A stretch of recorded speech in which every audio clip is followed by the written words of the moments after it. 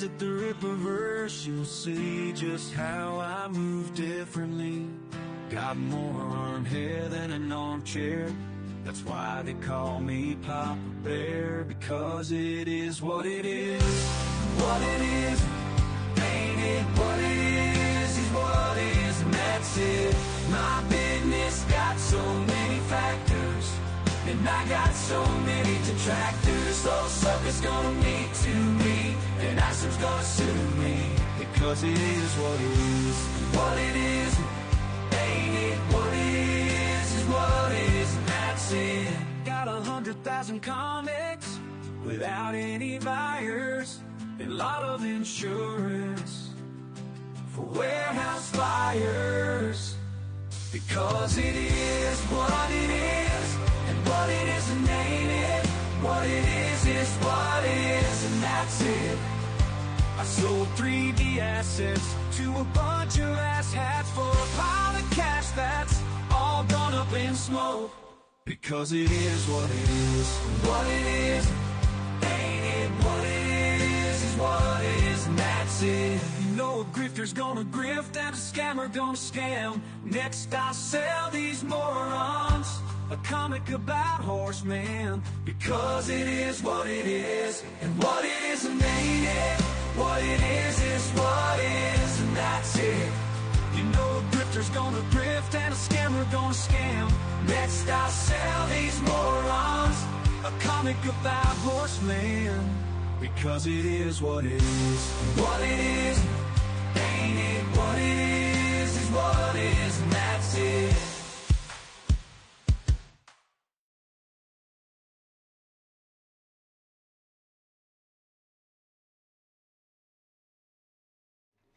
All right, everybody, everything should be working. I updated everything before I started the stream. I restarted the computer. Video card is updated. Stream Deck is updated. OBS is updated. Everything's updated. And as you can see, this office of mine has a brand new 3D printer, and it is currently printing out a much larger version of the space marine suit. I have to be very careful with my verbiage. I'm not trying to catch the horrible end of a lawsuit at the hands of a notoriously lame company. But yeah, so here's basically what it's going to look like. This is the chest piece, and it's in two pieces right now. It'll have to be glued together. I'm actually using this as a guinea pig, so this is why this is a lot smaller. This is not going to fit my my puppet, because it's obviously too small. I'm going to test out contact cement, and my hope is that it doesn't melt the PLA. But yeah, this is basically what the yeah, this is basically the front end of the armor, and there's two other pieces that go down here that will all be printed out in due time. Realistically, this print, or the armor itself, it'll realistically take probably about 3 days to make this for the puppet. And then it will probably take another 2 days to sand it down. But luckily I got the Milwaukee detail sander, among other really awesome tools. So that shouldn't take that long in painting it. I mean, I don't know. I could probably get this done in a day. It really depends. But, you know, it is what it is. This 3D printer is so amazing. But there is a big problem. It is shaking my desk violently. Like, look, no hands, guys. No hands. Look at this. This is unacceptable. So I actually have a place for it behind me right now, but I just wanted it here on my workbench while I was assembling this thing, while I was learning how this thing works. Realistically, it took me about like an hour to get this Bamboo Lab set up, tearing it out of the box, or taking it out of the box, really. Moving all the little things inside that need to be removed because everything was so packed in there tightly. And getting this thing here was kind of an ordeal because this thing was sold out everywhere. There's only 2 shops that I'm aware of that actually have these in stock. I bought the last one from Best Buy. How cool is that? So yeah, man. I'm also going to be doing the new YouTube channel, Fleece and Bolter, and Friedrich Marx.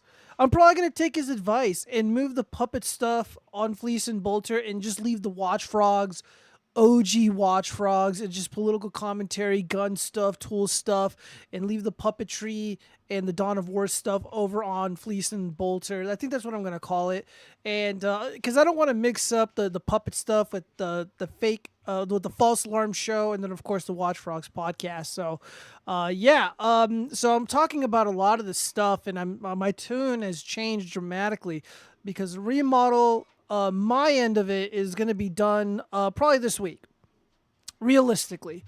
The hard part is done. The rest is just like whatever. And man, I'm pretty stoked about it. So I'm just prepared to move things forward in the right direction and put this year behind me. This is honestly one of the busiest years of my life. This is one of the most challenging years of my life. This is not in a bad way, in a good way. Like I'm challenging myself. This is also I've been humbled, for lack of better words. I've been humbled. We got quite a bit to go over today. I didn't realize I haven't streamed in 2 weeks. I've been so busy.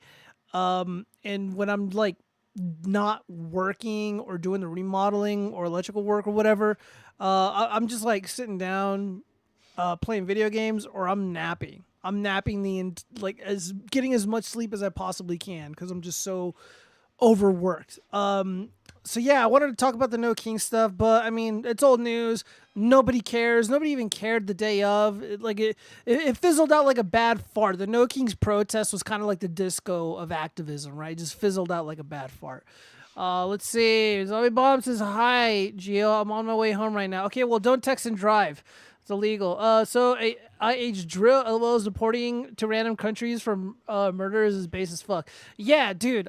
It is 100% base. God bless Trump. I read your guys' comments. I skimmed through them, and a lot of people want me to get off the Trump train. No, I'm not retarded. That's not gonna happen. There are a few things, like if he pardons P. Diddy, like a lot of the fake news pundits, the idiot wing of Twitter, they keep suggesting that Trump's going to pardon P. Diddy. If he does do that, let's say hypothetically he does do that, I'm off the Trump train. I don't give a fuck anymore. That's probably what it'll take. So we're going to start off the show with some happy news. So it seems like Kilmar Obrego Garcia, it's a stupid fucking name, DHS, to soon deport Kilmar Obrego Garcia to this West African nation. And as IH Drill says, he's a murderer. If you want to join the violent terrorist organization that he's a part of, you have to take somebody out. You got to delete their save file in Minecraft, if you know what I mean. I said Trump accidentally, Jesus. The Trump administration said it could soon deport Salvadorian illegal alien criminal terrorist Kilmar Armando Obrego Garcia to the African nation of Liberia after reaching an agreement with that country, according to the Department of Homeland Security filing. So based African nation of Liberia for accepting this trash, for taking our filth and storing it, keeping it far away from the American homeland. So base Liberia, they got nothing but love from me for accepting violent career criminal terrorists, rapists, pedos like Kilmar Armando Obrego Garcia. Dude, if you got like 4 fucking names, you got to be deported. You got too many names. Like, you're not an American, clearly. Like, you got to get out of here. You're not welcome. I mean, this is a stupid fucking name. And he's also a pedophile. So yeah, fuck him. I can't wait. Dude, I should show up. Dude, the frog should show up and just salute the plane as it's leaving. And then just, glance over at one of the windows. You see Kilmar Armando Obrego Garcia's fat head. And he's just like crying, a little Latinx tear just seeping out of his eyes. Obrego Garcia was mistakenly deported to this is a lie. This is not true at all. It wasn't a mistake. Deported to El Salvador. He was rightfully deported to El Salvador in March despite a 2019 protection finding and a court order barring his removal to his home country. His case has become a focal point in the clash between Trump's hardline deportation agenda and the Democratic efforts to block removals. Yeah, dude, for whatever reason, well, I already explained in a previous stream why the Democrats are so adamant about saving this idiot. If they can save Kilmar Armando Obrego Garcia, they can save them all. Fortunately, it didn't work out the way that they thought. They lost the propaganda war. They lost the optics war. They lost the legal battle regarding this dude's, I guess, right to stay here, which he doesn't have one. And there wasn't necessarily a protection order preventing the government from deporting him. He actually had an order to get him out of the country. And not only that, all of that is null and void when the drug trafficking organization he's a part of becomes designated as a terrorist organization. So, yeah, this dude doesn't have any rights. And not only that, deportation is not even a punishment. So go fuck yourselves. All these Democrats that were simping and crying for this fat pedo, they just been taking a series of L's. Free Kilmar. What about his victims? None of these fucking fat women, none of these fat Latinx people, none of them give a fuck about any of the people that he's killed, any of the women that he's raped. Just unbelievable stupidity and cruelty. To support this guy is to re-victimize all those innocent children and women that this fat fuck, preyed upon. Because he's a terrorist and all. So yeah, we can't wait. We're looking forward to this. He's going to Africa where he belongs. God bless Liberia. Hopefully they treat him real good. All right, we got to talk about some serious stuff though. I don't really have a lot going on with the political stuff. We're gonna dive right into the pop culture shit right after this. But the Zohran Mamdani race is really heating up. It's getting really interesting and. I have some thoughts. I have some genuine thoughts about this. I just want to brace everybody for the reality that we might see another stolen election in New York City, the likes of which we haven't seen since 2020 when they rigged it against President Trump. So Zohran Mamdani is getting horrific press. So the legacy media, the missing link media, the fake news industry, for whatever reason, has decided to turn their back on this guy. So he got a lot of favorable coverage for the past few months. In my opinion, this guy ran a really, really damn good campaign. The other people that I can think of that are on this level of campaigning, obviously President Trump, Alexandria Ocasio-Cortez, Rick Scott, they were excellent campaigners. They ran really, really damn good campaigns. And, those people are obviously winners. Zohran Mamdani is running an excellent campaign. Regardless of what anybody thinks about him, I don't like him because he's a bitch. And I know he's a pussy. The guy's a communist. He's bitch made for sure. But that doesn't mean I'm going to sit here and lie about his ability to campaign like a total champ. However, now the DOJ is apparently recommending charges against him. You have all these people coming out saying all this crazy shit about Zohran Mamdani. It's getting really, really bad. And not only that, he made a very, very giant fuck up, which we're going to get into in a second, regarding his aunt or whatever, some Muslim relative of his. And we'll get into it. But for now, we need to get into Cuomo first. So Andrew Cuomo narrows gap against Zohran Mamdani in New York City mayoral race as Dem socialist lead cut in half. New poll. So we have a little over a week. Oh, hold on. Let me check my calendar really quick. Yeah, guys, we have exactly 1 week until the election. And we will be streaming it live, talking about the results. And dude, I just don't believe it. I don't know how this guy goes from 90% chance of winning, and now, the lead is cut in half. It is getting astronomically bad. If you're MAGA, if you're pro-Trump, you want this guy to win. All right. So he's not threatening at all. He looks kind of, goofy, but he's a great campaigner, very personable. So what do we got here? New York City's mayoral race is turning from a blowout into a competitive race with ex-governor Andrew Cuomo, cutting front-runner Zohran Mamdani's lead in half from a month ago, new poll found. Mamdani and the Democratic nominee now leads the independent Cuomo just 44-34 among likely Big Apple voters, according to the Suffolk University survey released Monday. The new survey's margin is considerably tighter than the 20-point lead the Democratic Socialist named Donnie had over Cuomo in Suffolk University's last poll conducted in September. Republican nominee Curtis, whoever, nobody cares, remained in third place, notching 11%. Who cares? Let's see. There is one person in New York City whose voters could have an outsized impact on the outcome, said David Pelagos, director of Suffolk University, blah, blah, blah. That person is Mayor Eric Adams, Representative Hakeem Jeffries, Senator Chuck Schumer, or any New York billionaire. He said it's Republican Curtis Swilla, or Siwa, whatever his name is, whose voters hold the 11% blocking Cuomo from winning the race. The latest survey was Suffolk's first since Mayor Eric Adams. Blah, blah, blah. Who cares? So you guys get the point. So there is a pressure campaign for the fake conservative, Siwa, whatever his name is, to drop out and to endorse Andrew Cuomo. I'm just being blunt with y'all. Regardless of who wins here, Cuomo or Zohran, both of these douchebags are exactly the same. Andrew Cuomo, just hours ago, appealed to the Islamic community that he's willing to build a giant facility for the Muslims, some massive prayer center, something stupid like that. So again, he's trying to emulate the success of Zohran Mamdani. Both these dudes are exactly the same. They kowtow with the communists and the socialists. Andrew Cuomo more so. He definitely has ties to the CCP. And, he's just disgusting. He's just a disgusting creep. He's a sex pest. He's just a creepy old man. And he's a fucking race traitor, too. He tried to blame the fake scamdemic on European people, which is a fucking horrific and racist thing to say.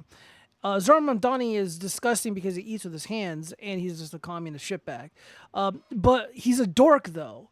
And what really frustrates me about this whole race is how stupid and inept the Republican Party is. They are unable to counter this guy. They are unable to counter message him. They're unable to criticize him effectively. This dude is soaring. And like he's so good at campaigning. Even guys like me are sympathetic towards him. And I'm actually kind of upset that they're probably going to rig this election. They're already priming people for it. They're like, oh, Andrew Cuomo out of nowhere. Oh, Andrew Cuomo's doing these these random things that Zohran already did, and now all of a sudden, people are endorsing him. I'm not buying it. I'm not buying it at all. I hope he pulls this out of his ass and he wins. But we'll see. We'll see. However, he did make a very, very fatal mistake. And he ended up lying. Again, I should just play the hoax hate crime music.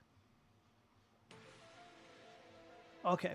So, on September 11th, 2001, violent Muslim terrorists attacked the United States. Okay? They killed off a bunch of us. Okay? Over about 3,000 of American citizens.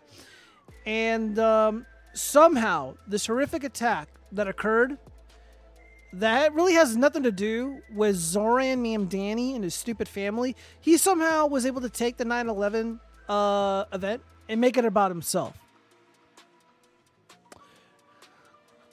Dude, you had all this goodwill. You're going on Jon Stewart. You're going on all these podcasts. People are liking you wherever you go. But then you gotta open your mouth and do some dumb shit. So, see, this was obvious to me. Like, I always knew that this is who Zohran Mamdani is. Now, if the Republicans were smart and they were to hire strategists like myself, we would have been able to kind of get this out of him a lot sooner, and he wouldn't have had that almost insurmountable lead that he's had almost the entire election cycle for this off-year election. But they didn't do that. They're like, oh, New Yorkers, you don't know what you're doing. Or like, oh, you're gonna regret it, New Yorkers. You're gonna regret what you're doing. Yeah, that's not effective at convincing people to not vote for Zohran Mamdani. Okay, if you want people to vote for you, you need to give them a reason to vote for you. Saying that other person bad is not necessarily a winning strategy. Trump knew this. Rick Scott knew this. AOC knew this. AOC could have trashed Joe Crowley, her primary opponent, way back before she was even in Congress. But instead she gave the people of her district a reason to vote for her. I was quite impressed. Zohran Mamdani didn't tell the whole truth about his hijab-wearing aunt who feared for her safety post 9/11. Yeah, again, the optics, man. You belong to a religion that wants to snuff out Western civilization. And people who are subscribed to your faith committed one of the most horrific terroristic attacks against American citizens in all of U.S. history. And you make it about yourself. You make it about your family being afraid. All right. The aunt who Zohran Mamdani said was too afraid to wear her hijab on the subway after 9/11 is actually his dad's cousin. That's awkward. The socialist mayor, Emiru frontrunner, made the revelation during a press conference Monday after critics seized on his story, sharing photos on social media of a woman they identified as his aunt who was pictured without a hijab. I was speaking about Zerach Fouche, my father's cousin who passed away a few years ago. Mamdani told reporters about the relative whom he said he affectionately called his aunt. Who does that? Fuha means a paternal aunt in Urdu and Hindi. Mamdani's campaign did not provide the cousin's full name when asked. Questions began to mount on social media after a tearful Mamdani on Friday recalled how his aunt made the painful decision to stop taking the subway in New York City after facing Islamophobia in the aftermath of September 11, 2001 terror attacks. In an era of over-diminishing bipartisanship, it seems that Islamophobia has emerged as one of the few areas of agreement, Mamdani said, as he called out election opponent Andrew Cuomo and Curtis, as well as Mayor Eric Adams, about what he said were anti-Muslim attacks on his campaign. I want to speak to the memory of my aunt who stopped taking the subway after September 11th because she did not feel safe in her hijab. Oh, dude. If he ends up losing because of this shit, I'm in trouble because I bet that he would win. He said during the emotional speech outside the Islamic Cultural Center, which, by the way, Andrew Cuomo wants to build more of those. He promised to build more of those to counter Zohran Mamdani. So, again, it doesn't really matter who the fuck you vote for in regards to, policy, because both these douchebags are exactly the same. The comments themselves also drew backlash, including from Vice President J.D. Vance. Oh, what did he say? According to Zohran, the real victim of 9/11 was his auntie, who got some allegedly bad looks. He railed in a post-X. Internet sleuths later claimed that a public health consultant, Masuma Mamdani, was the Democratic nominee's only aunt, posting photos of her in which she appeared without a hijab and noting that she lived in Tanzania on 9/11. Asked about the post on Monday, Mamdani was prompted to do some damage control and clarify he wasn't referring to a biological aunt. Okay. For the takeaway from my more than 10-minute address about Islamophobia in this race and in this city to be the question of my aunt tells you everything you need to know about Cuomo and his inability to reckon with the crisis of his own making. No, dude, you told a story, and it's people's job to verify that what you're saying is true. Because that's what we do, right? As an analyst and as a strategist, I need to make sure what you're saying is true or not to determine whether or not you're going to win a race. Because if you pull like a Jussie Smollett, that could fucking derail your career, bro. If you're a reporter and you're hearing the story about your fake auntie who wasn't even in the United States and who doesn't even wear a fucking hijab and like none of it is real, like, yeah, dude, they have to report that, bro. They can't take your claim of Islamophobia seriously if what comes before the claims of Islamophobia is total bullshit. It's not real. Cuomo, running as an independent, has been on the offensive against his primary foe, Mamdani, as the November 4th election quickly approaches, with New Yorkers stepping out en masse during the ongoing early voting period. See, this is the problem, too. This is actually a really, really big deal. So if there's a massive amount of turnout and enthusiasm for this race, specifically in New York, it's very likely that spells trouble for Mamdani. Because working class people with a 4-year college degree, like an associate's, they're not stoked about Mamdani. These guys aren't going to vote for him. People who dropped out of high school, people with high school diplomas or GEDs only, those are the types of people that would vote for Mamdani. and also the super ultra rich, ultra white liberal elites, overly educated, overly credentialed types, they're going to be voting for Mamdani. But the regular working class, which is way more of than those two groups I just mentioned, if they're coming out to vote, Mamdani's in trouble. Organically speaking, of course. However, we're really, really late in the game. We have exactly 1 week until this election begins, or till the election concludes. Is there enough time to get Cuomo over the finish line? I'm not really convinced. However, what I am seeing suggests to me that we might see a possible rigging of the mayoral race in New York City. I think they're priming the people. They're preparing the people of the East Coast, to brace for the conclusion of this race, which is Andrew Cuomo somehow coming out the victor. When again, he's not different at all from Zohran Mamdani, policy-wise. Zohran is a better campaigner. He's more energetic. He won the debate, for Christ's sake. But now, all of a sudden, he's losing all this momentum. He's making stupid mistakes and lying about his aunt and Islamophobia and making 9/11 about himself. And again, you can't make up those. If you're doing this campaign in Utah or Montana, you can go ahead and make up those lies, right? But you're in New York City, bro. They don't fuck around with that kind of shit.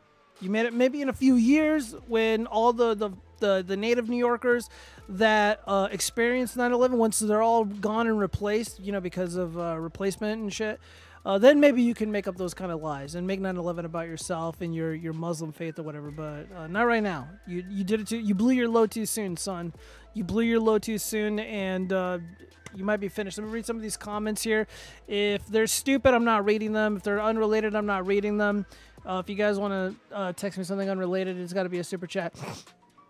Let's see. Oh, yeah, by the way, Kick is working again. Let's see. Midget, what's up? K6 is here. I'm going to be making fun of Eric July, by the way, in the pop culture segment of this show. By the way, if you guys are enjoying this content, if you guys are having a good time, please go ahead and leave a like and subscribe. I'm being called a Jew. Goodness, I'm not on my way home yet. Okay. Hi for no reason. I'm not reading that. Let's see. Blah, blah. Something about rainbow flags. YouTube took my comments down. Good. That's what you get. Let's see. All right. Yeah, let me see. Oh, Gio thinks of himself as a strategist. Well, that's what I used to do for the Democratic Party. K6, no one has roasted me. You'd have to be important for the roast to take effect. All right, so we got to get into the pop culture stuff. All right, enough of that. Holocaust victim Anne Frank reimagined as a pansexual Latina with non-binary lover and neurodiverse family in controversial New York City musical. So we got more insanity coming out of New York City other than rigged elections and Muslim communists pretending to be victims of 9/11. So I thought about this and I'm just like, wow, Anne Frank already suffered enough, did they have to do this? I just feel like they are insulting the memory of Anne Frank. If we can go back in time and let Anne Frank know, hey, they're going to portray you in the future as a pansexual Latina with a non-binary lover and neurodiverse family in controversial New York City musical. What do you think? I don't even know what you would say. Let's see. Can I even watch this? Am I going to get copyright struck for watching this clip? Western hegemony's enemies, not your enemies now. Save your energy, men are not gonna threaten me now. That's my identity. They tell you what you ain't. They tell you you're a sinner or they tell you you're a saint. My diary's undeniably where I finally tap into the vibrancy of the luminous universe and go psycho on these binaries entirely. I'm my own hype man and no white man. So is this person supposed to be trans or something? I don't even know. And can silence me. What are you always writing in there? Peter Van Dan. I am non-binary.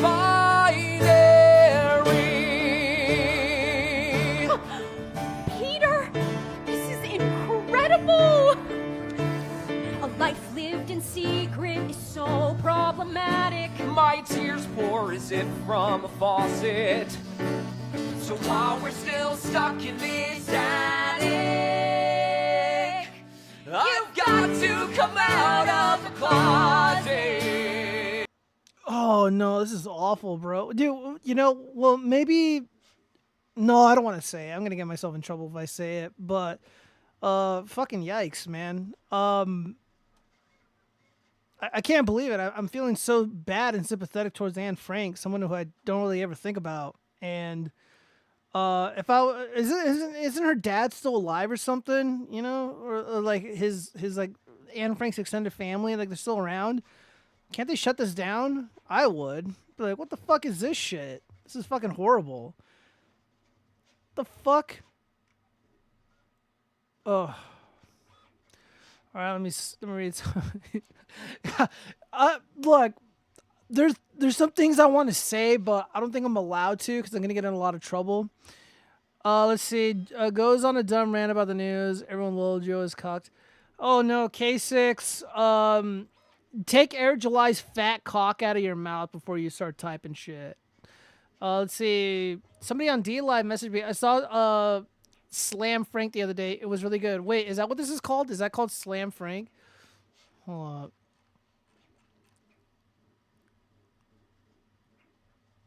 up. Oh, it is called Slam Frank. Dude, I gotta find out if this is if this is in Vegas.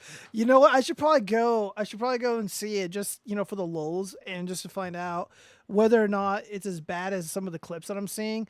I don't know, guys. I don't know if I can sit through it just because, like, I don't really agree with the politics. And this I mean, again, like, if it was funny, I could probably see, you know, I can probably justify going to it. The last play that I went to was the Book of Mormon, and it was unbelievably hilarious. It was really, really good, and like it satirized the Mormon faith, but I didn't feel like it was hating on it. You know, like it was all in good fun. This I'm not sure. You know, you don't know with leftists because everything they say is like coded in irony or anger, or resentment, and so, you know, these clips are just too short. And also, I would have to see the whole thing to get the whole picture.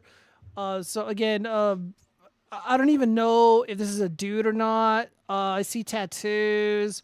I see a very racially ambiguous haircut that is very popular among the Transformers. So I'm not sure. This is a dude, obviously. This, I'm not sure. Again, I don't even know if this is a guy or girl. I mean, who knows? With the publicity budget of less than $60, it was sold out most of its 34 performances, drawing crowds to see it as either daring satire or deeply offensive. I mean, yeah, you're mocking Anne Frank, who was a victim of the Nazis, who are like the worst things ever to be produced on Earth. And Anne Frank was like the eternal victim, and now she's being depicted as a fucking Latin X Transformer. Oh God, yeah, I don't even know what to think, man. A petition started by Joe Rosenthal has called for the immediate cancellation of the play, accusing Slam Frank of trivializing the death of Anne Frank, one of the most sacred testimonies of the atrocities committed against the Jewish people. Well, first off, that's kind of a dispute. However, all the victims of the World War II is to be mourned and not to be made, it's not to be made a mockery of. That's just my opinion. I don't mock the senseless, life-ending atrocities that occurred pretty much any war, to be honest. So yeah, again, so they sat around and were like, all right, we got to do a satire of Anne Frank, the little girl that was trapped in the attic and then taken away by the spooky Nazis.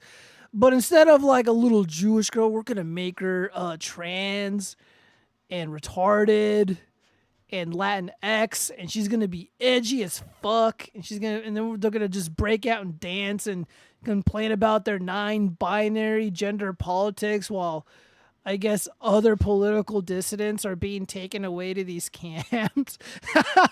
And they're like, yeah, let's make a funny play about this. Yeah, it's kind of tone deaf. But you know what? As a libertine, I can't entirely disavow this. I disavow the content for sure, but their ability to do this, no, because I'm a free speech. However, it's making me reconsider my free speech stance for the most part. All right, so what else do we got on the news? Oh, this one is Oh, I don't really want to talk about this. Disney took it over and they gave it their vision. That's what happens. George Lucas says he's moved past his instinct to manage Star Wars 13 years after selling up. Yeah, dude, it's not yours anymore, man. It's not your problem. All right. Well, we got to get into this. So, hold on, let me read some of these comments really quick.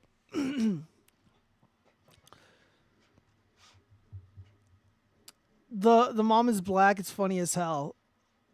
Let me see if it's a Slam Frank coming to Vegas, because I'll consider going to it. And Frank has a black mom. Oh, Jesus. Let's see. It'll probably play at the Smith Center. Slam Frank.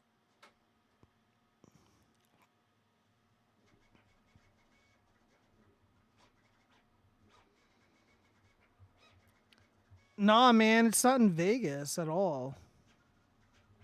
It's only playing in New York. If I had like disposable income and I didn't have my money tied up in some other shit, I'd probably go down there to go see it, just so I can get that experience, that authentic Latinx Anne Frank experience. Case, this guy still bounces on Air July. Dude, the only person bouncing is you, and it's bouncing on his dick. Who the hell is Air July? He's some retarded, talentless moron. I haven't thought about him since you supported his doxing and harassment. I never supported any of that. Where's my mod? Delete comments that are dishonest like that. It was in New York City at a super small club. It was really funny. They were just making fun of everything. Damn, guy on Buffalo. I don't know if I should be like, change my opinion and be like based or not. Again, as somebody who's like generally pro free speech, like I don't believe in Mr. Rosenthal's attempt to suppress the speech of these people. 450,000 at most. No. Free speech, do you know of anyone in the world that actually ever had that? No. Saw a headline where the daughter buried her survivor Holocaust mother in her backyard to keep... Yeah, I read that too. No comment. I believe it was a post from Gone with John. Slamfring sounds like a gender bent porn about... Yes, Drill, it does. Mods, what mods? Mods only ban fake news. All right. Well, again, case just spit out Air July's cum, please. All right. So, I wanted to say something about this Emiru situation over at TwitchCon. I wish they had it here in Vegas. I probably would have gone. So is anyone surprised by this? TwitchCon has always been a Gooner fiesta. So Billy Mitchell, Big Dick Billy Mitchell, the epic patriot who took down that filthy Brit trying to defame him. So this simp charges on stage and he starts trying to make out with Emiru. It's a scary moment at TwitchCon. All right, so Emiru is like 4 feet tall. This dude is like 5'5" or 5'6". He's significantly taller than her, which isn't really saying much because Emiru is like the tiniest chick ever. And she's like, "Oh, Desu, no." Let's watch that again.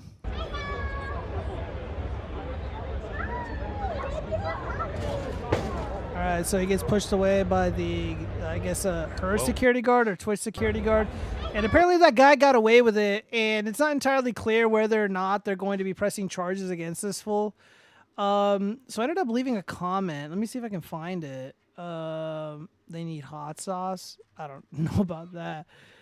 Let me see if I can find my post, because I said something, and I think it's worth just reading what I said. Let me see. Emiru. the hell? So replies. God, I have so many replies. I'm probably not going to end up finding it. But long story short, let me see. Where are you? I don't know if I'm going to find it. I'm committed to finding it now. Hold up 1 second.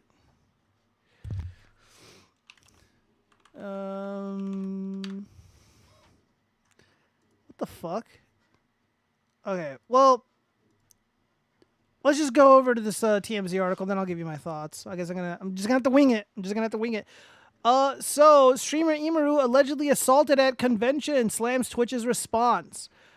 Okay, so a popular streamer was allegedly assaulted at TwitchCon, a convention where the biggest names on the platform interact with fans, and she's pissed at what she feels was a lapse in security by the brand. Here's the deal. Yesterday, the streamer Emiru held a meet and greet at the festival in San Diego where fans could walk up, chat with her for a moment, and take a pic. Pretty standard fare for these types of conventions. All right, so there's a clip that we just saw. And then here's a response from Twitch itself. The safety and security of all those attending TwitchCon is our highest priority.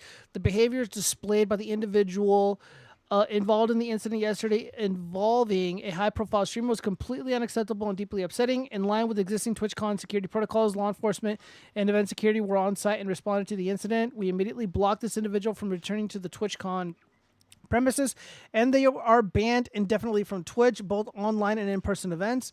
We are coordinating with the impacted creators team, and per our standard protocols, continue to cooperate with any law enforcement investigations. Okay, cool. What is the Emiru's response? Hello, everyone. I am okay, and thank you all for the kind messages. Sorry I cannot respond to them all at heart. Yesterday, the man who assaulted me was allowed to cross multiple barriers of TwitchCon, and even in front of another creator's meet and greet to grab me and my face and try to kiss me. Fortunately, he wasn't able to, but a lot of people have pointed out it could have been a lot worse. Yeah, it absolutely could have. He could have pulled a Charlie Kirk-esque attack on you. I'm obviously shaken up by what happened, and it's not the first time I've dealt with something like this. Okay, but to tell you honestly, I am a lot more hurt and upset by how Twitch handled it during and after the fact. All right. Let me see. So let me take a swig of this water really quick.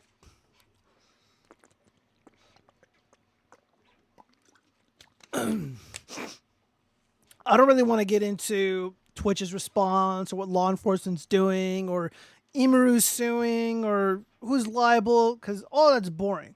One of the dead giveaways, something that stood out to me, reading up on this and following this story as closely as I have, was that this is not the first time that it's happened. There's something troubling happening among certain creators, especially female creators like Emiru, is that they court these guys, these lonely, pathetic, simpish guys.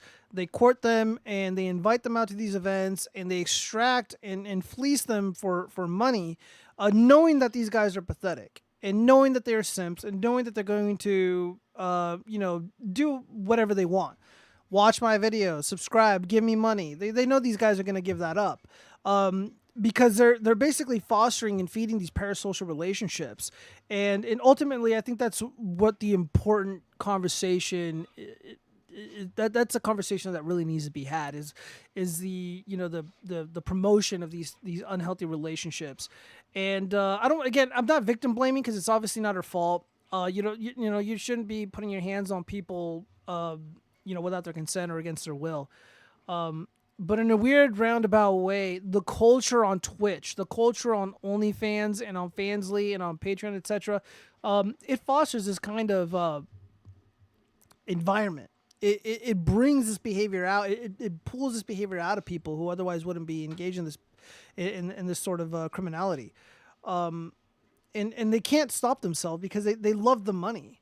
But having talked with a bunch of creators or influencers, whatever you want to call them, a lot of these people do not like their fans. They're terrified of them, or they find them annoying. And someone I don't know, but there was when Trump won the 2024 election, thank God, there was this young female TikToker, and she's like, "Yeah, I voted for Trump. I don't give a fuck. Half of you guys are annoying, and I hate fat people," or something like that. And it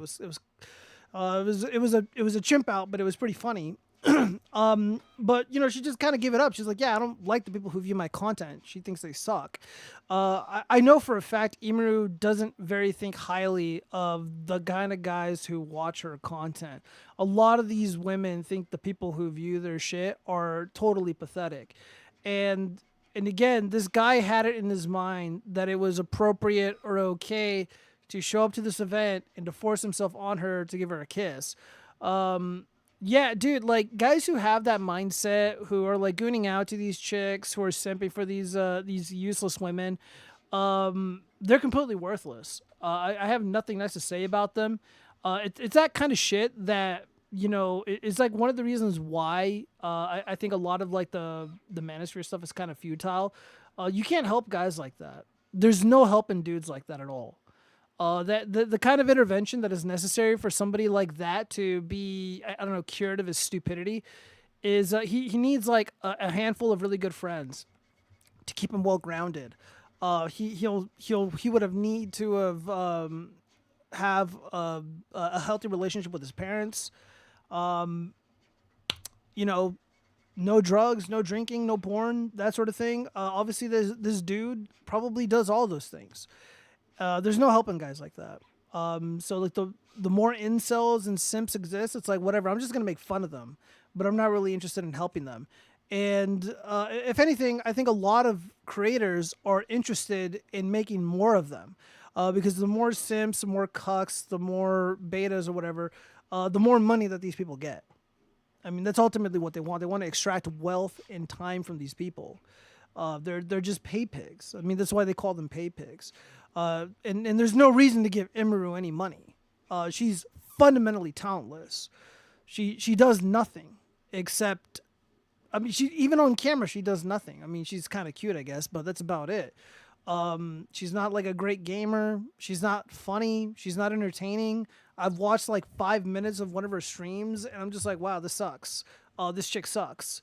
All of her friends suck. And again, she's a far leftist too. This is another thing that you got to keep in mind. This is a far leftist, Democrat esque streamer, right? Her friend circle is a bunch of douchebag socialists and communists. And again, what's their whole shtick online? What's their whole how do they operate?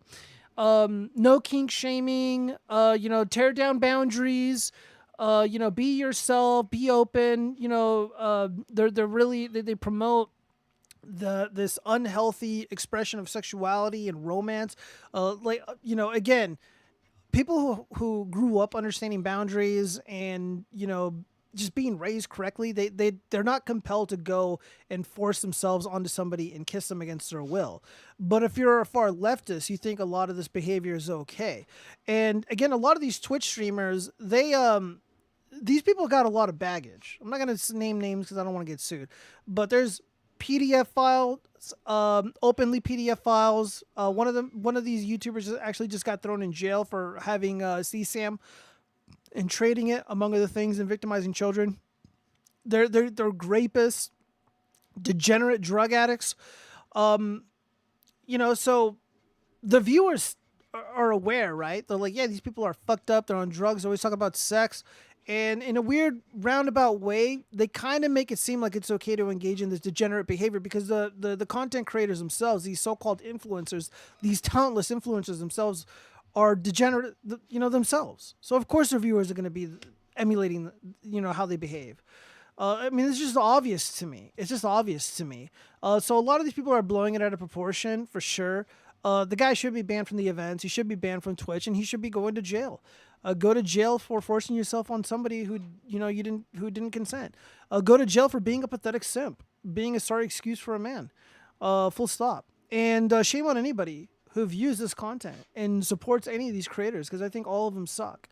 Again, this is like one of the fundamental problems of society.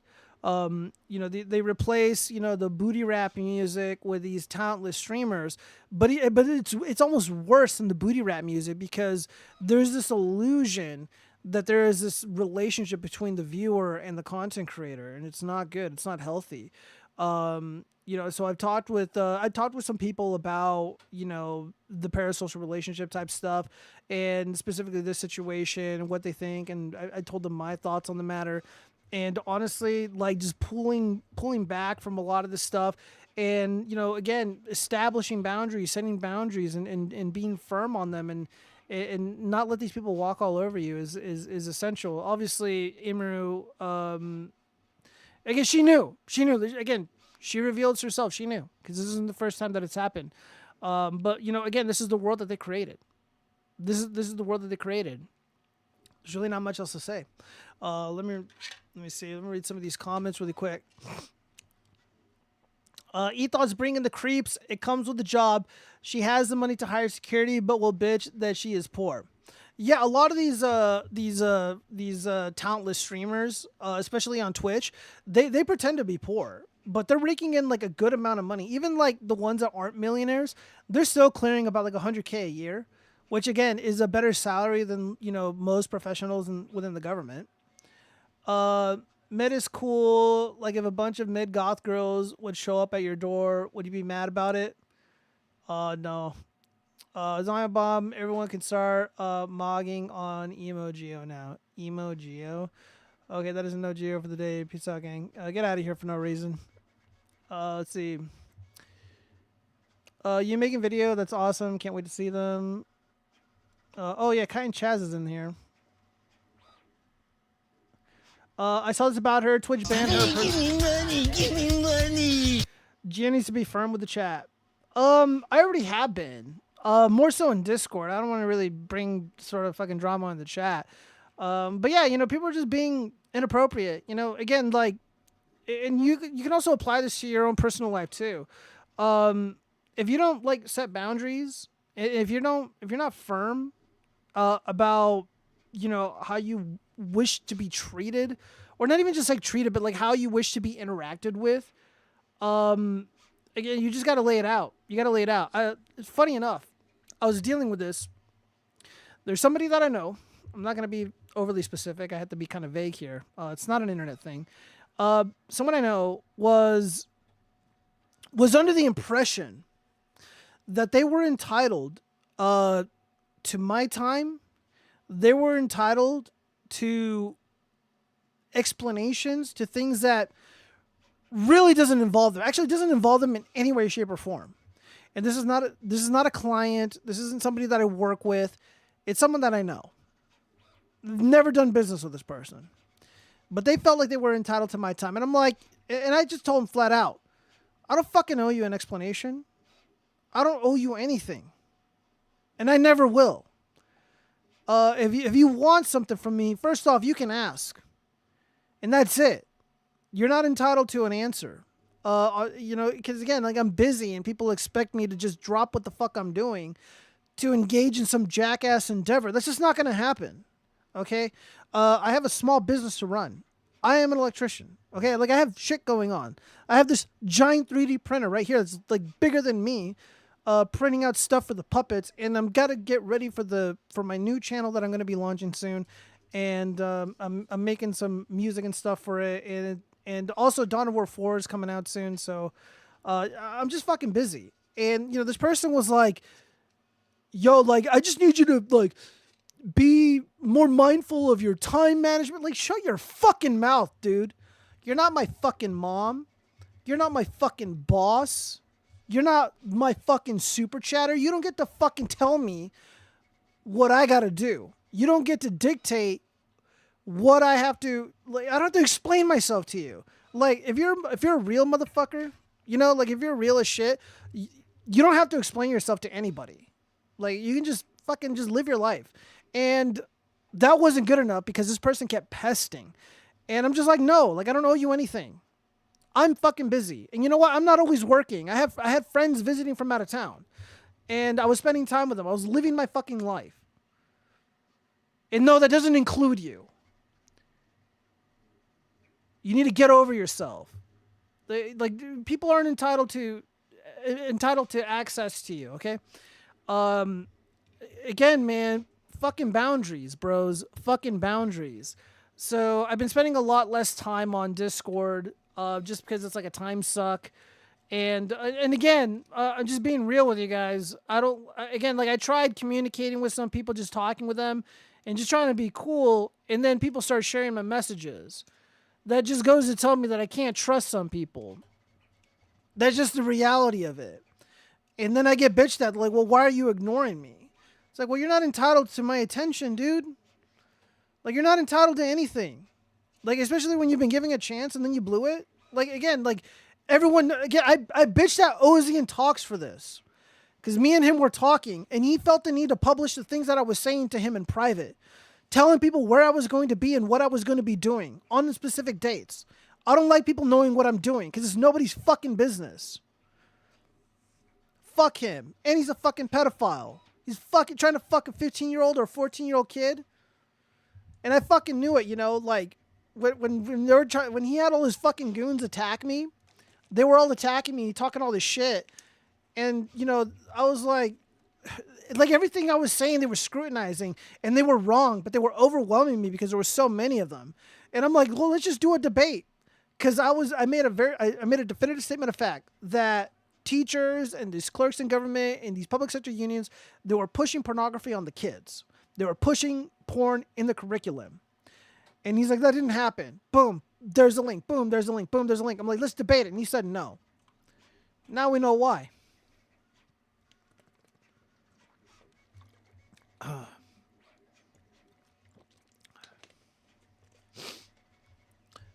Man, people just, and again, like, you got two options. You can just tell them up front, yeah, I'm not doing this anymore. Sometimes they don't really give you a choice. I mean, well, you always got a choice, but, I mean, again, you keep pestering and pestering and pestering. And again, like, I didn't like people sharing my messages. I didn't like people misrepresenting me. So that's it. There's nothing else to discuss. It's just not going to happen again.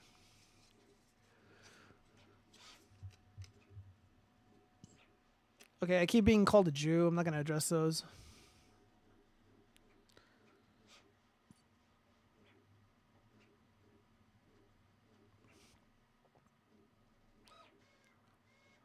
Let me read some of these messages.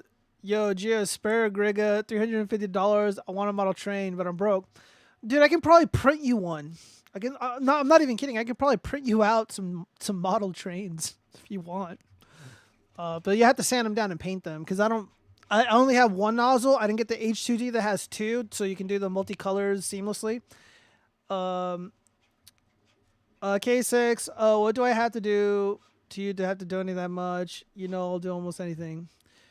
If you generate an AI image of yourself sucking Eric July's dick, K6 his ears will perk up and he might just give you the money. Brad Skag, all you do is complain. Yep. That guy, the guy I told you to stop talking to last year. Yeah, that guy sucks. I don't know who you're talking about, Zombie Bomb.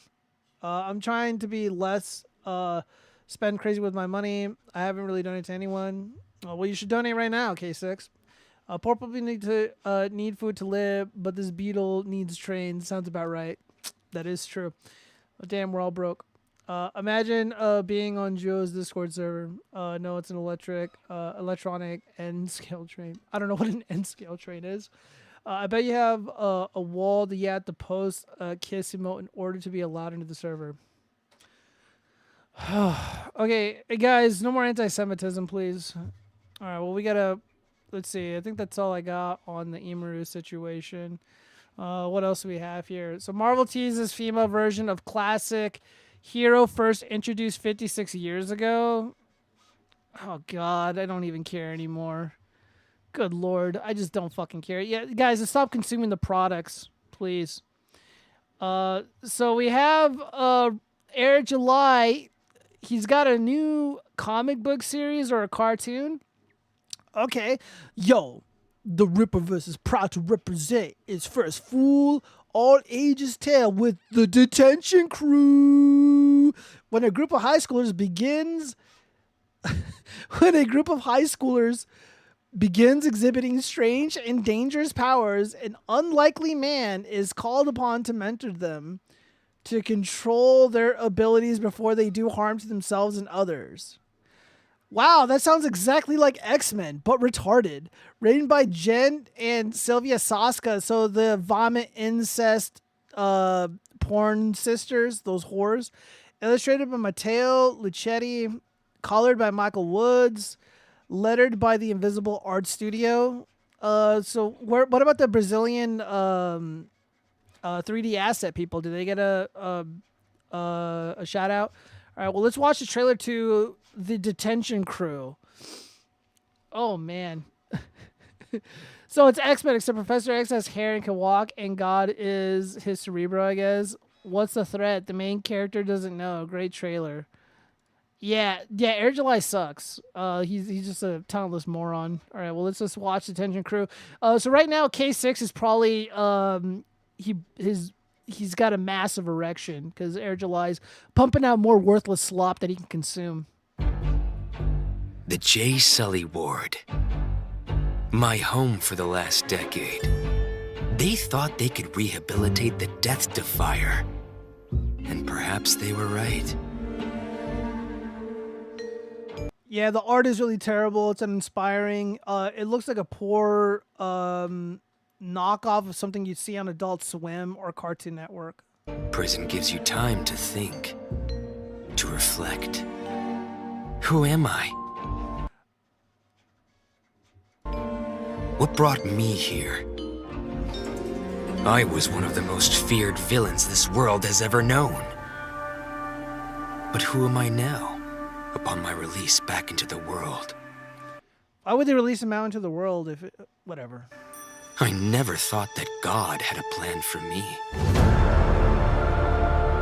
But He is guiding my hand. He is speaking directly to me. I have been chosen by Him to use these gifts for a greater purpose. I am called home to old Chicago. Not that I can legally stay in Texas. Part of the terms of my sentence. I caused enough trouble here. He wants me to find these exceptional young people and train them to use their abilities to fight. Fight what? I don't know. Dude, what a horrible storyteller. Air July fucking sucks. Oh, no. Dude, you know what makes me mad? The fact that K6 is eating this shit up. He's like, oh, man, I hope they make it into a Netflix movie, man. God, he's so lame. But they will be ready when the time comes. Dude, why is the Asian kid got a math equation on his shirt? God help me. This isn't gonna be easy. Yo, Detention Crew. It's like Breakfast Club and X-Men had a retarded baby. She, hibbity jibbity. Oh man, this is awful. Oh no, there's gonna be 3 of these. Oh look, I haven't even read the comments. Yeah, somebody else was you know. Let's read the comments over here on the Rippaverse comics. Hold on, I gotta leave a comment first. LOL, trash. All right. Will it be great to have a digital option? It'd be best to have no option. Oh, I already let the comment here.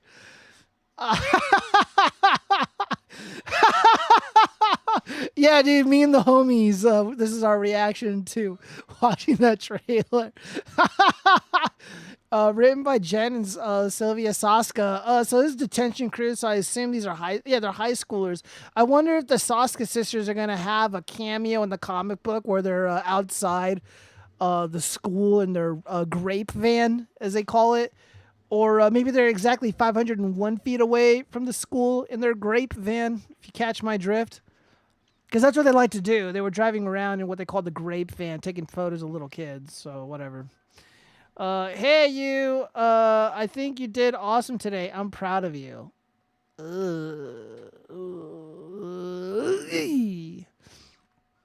Yeah, this looks really terrible. This is absolutely shit.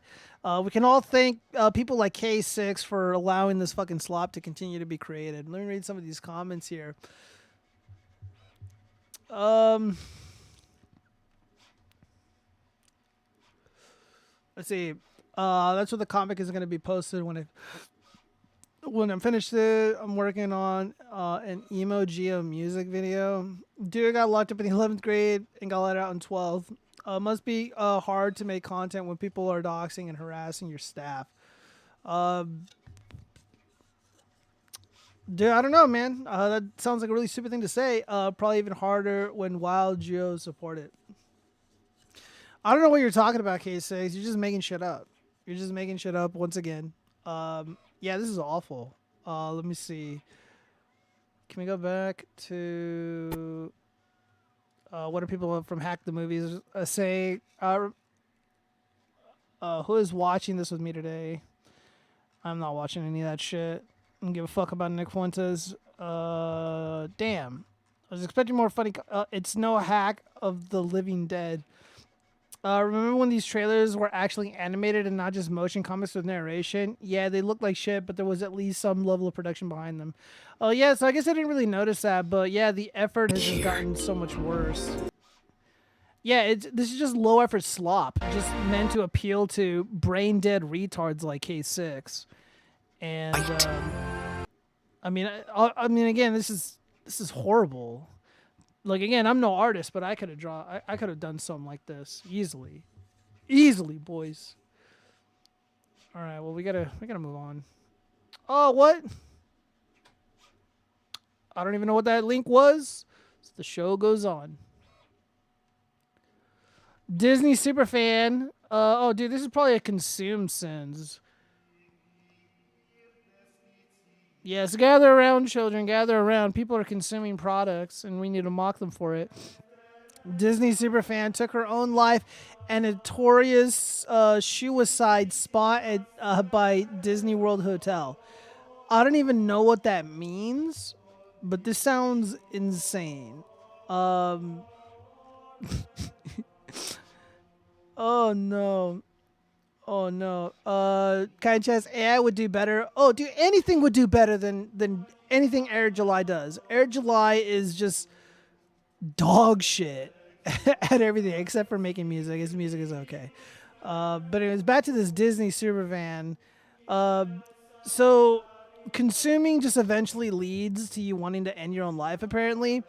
And for whatever reason, these Disney adult fanatics, they've created a place where you can end your own life.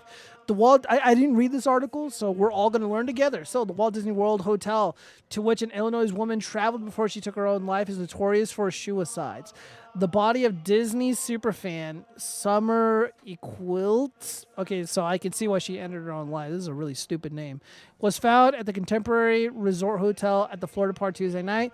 Equilts from the Chicago suburbs of Naperville got married last year, honeymooned at Disney World in October, and announced she was pregnant 2 months later. It's unclear if she delivered the baby. Well, you would think you would look that up. The iconic hotel where the Equits took her life. You mean where she took her own life?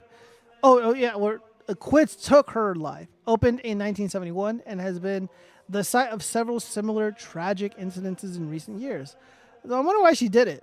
On March 22, 2016, a guest jumped to their death from the central A-frame tower of the resort, according to the reports at Times. Very little other information about the incident or the victim was given at the time. On March 2022, a woman jumped from the Contemporary Resort in front of horrified guests. She was found dead by emergency crews. Deputies and officials from Disney's Reedy Creek Improvement District told WESH at the time. At this time, we believe this was a suicide, and we had no other information to release, the Orange County Sheriff's Office said in a statement. And in July 2023, a man allegedly took his own life at the resort hotel. One purported hotel guest claimed security wouldn't allow us to take the 5th floor bridge to Contemporary this morning in a post on X at the time. Walked outside and saw the scene being cleaned up and investigated from a distance. Apparent suicide. Prayers to the family, they added. Police corroborated the shocking incident in a statement. On July 26, 2023, at 5:33 a.m., deputies responded to the Contemporary Resort after a call came in about a man found unresponsive on the hotel grounds. He was pronounced deceased on the scene. The Contemporary Hotel outside the Magical Kingdom, well, it's not so magical, isn't it? It's more like Demonic Kingdom, is arguably the most iconic of the more than 25 hotels on the Disney World property. The site's monorail, which connects the Contemporary Resort to the Magic Kingdom and multiple other hotels, runs straight into the lobby. Once their guests can dine and take pictures with Mickey, Minnie, blah, blah, blah, who cares? Disney World's original character, Mia Restaurant, established in 1977 and originally called something Cove. Jim Hill, the Disney Dish podcast, previously talked to the Post about the horrific association between the Contemporary Hotel, the Contemporary Resort, and the suicides. Ooh, okay, so here we go. So why are people doing this? That's really what I want to know. There's this weird phenomenon where people who are severely depressed but want to have that one last good, happy family memory will go to Walt Disney World, he said in 2022. They'll deliberately book a room at the Contemporary Resort, which is 14 stories tall, and after that happy family time, they will throw themselves off the building, he said. Oh, so this is a Quilts, 31 years old, dad at the Contemporary Hotel. This is what she looks like. Wow, what an idiot.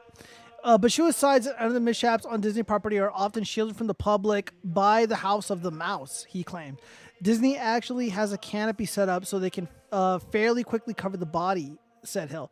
They try very hard to shield folks from tragedy. It's not that they're trying to shield the people from tragedy. They're trying to protect the reputation of the Magic Kingdom and the kind of people that go there to end their own life. Because there's some darkness there. There's some demonic forces at play in the world of Disney. Okay, so Disney is of the satanic, of the demonic. Walt Disney World had its own fire and emergency equipment. So if somebody died there or was fatally hurt and there were no signs of life, there was this rule that they were supposed to continue heroic efforts until their emergency vehicle left the property, Hill said in 2022.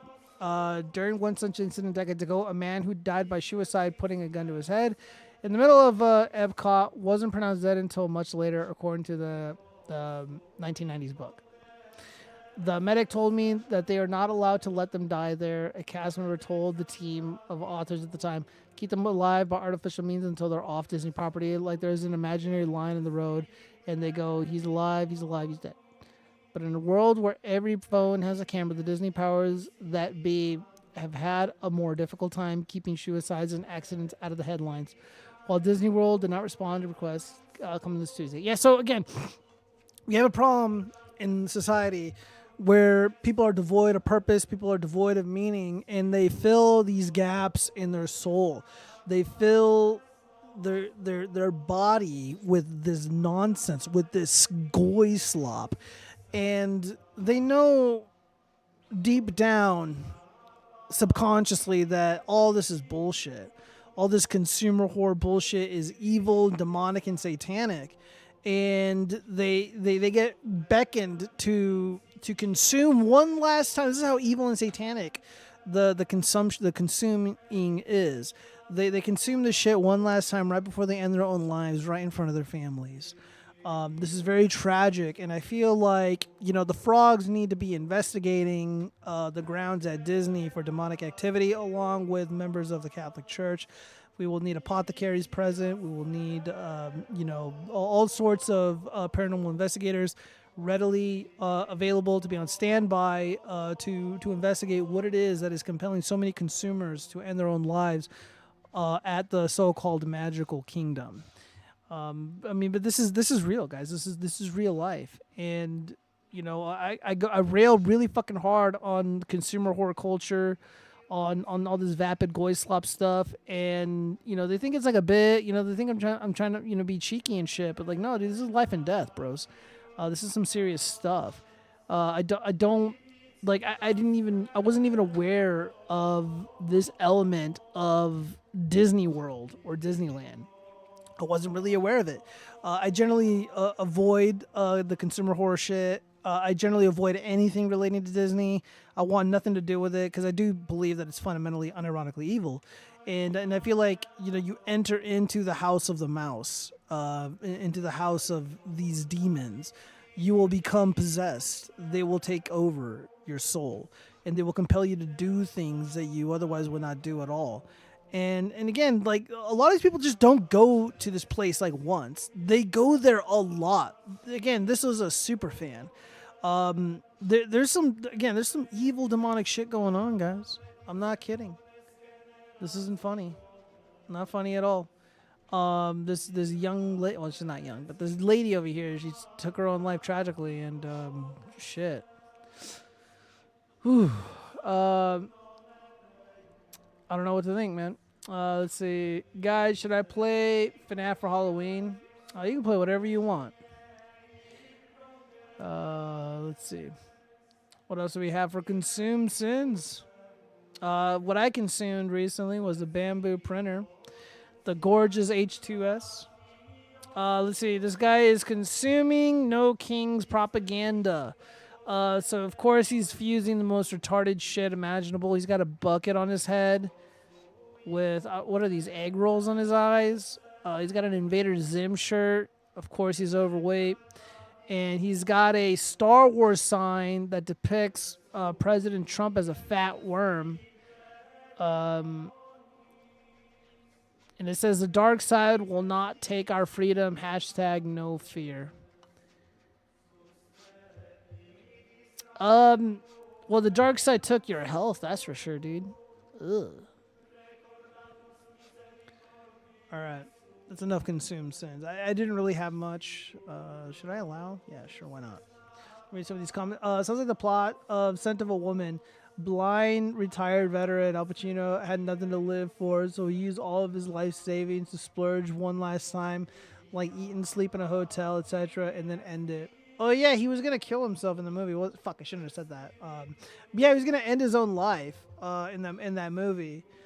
Scent of a Woman was actually kind of decent. Ash Black one. I rather enjoyed it when I was younger. I should probably watch it again and see if it aged well. Oh shit, turn that off. I hope that the sounds from this printer aren't gonna show up in the podcast. That's gonna be really annoying. I'm not gonna be about that. All right, so we gotta get into the 3 or 4 stuff, and then I gotta get out of here. Because I told her she either needed to go to. My daughter cut me off as a father after finding out I wasn't her biological dad, and I encouraged her to take her life more seriously. Now 6 years later, she's broken no contact to ask me to walk her down the aisle because her bio dad passed away. My daughter, 26F, and I haven't spoken in years. When she was 15, we found out she wasn't my biological daughter and that my wife had cheated on me years ago with a friend. As it turns out, this so-called friend was suddenly interested in playing dad. My wife and I divorced, my daughter learned the truth, and I told her I still loved her no matter what. Of course, she was now interested in getting to know her biological father, and while it hurt, I tried to accept that. She started pulling away from me after that. Even when trying to still do things together as a family, she was no longer interested. The last straw was when she was 20 and living at my house. We were arguing because she dropped out of her college courses, hadn't done anything for 3 months, and was mad because I told her she either needed to go to school or work if she wanted to stay here for free. She told me I'm not her real dad, so I should stop pretending like I am, and that she'd just go stay with her real father. That broke me, honestly. But I told her if that's how she really feels, then there's... Yeah, so the mistake that this guy made was being a simp and being a cuck, continuing to raise this other kid that isn't your own.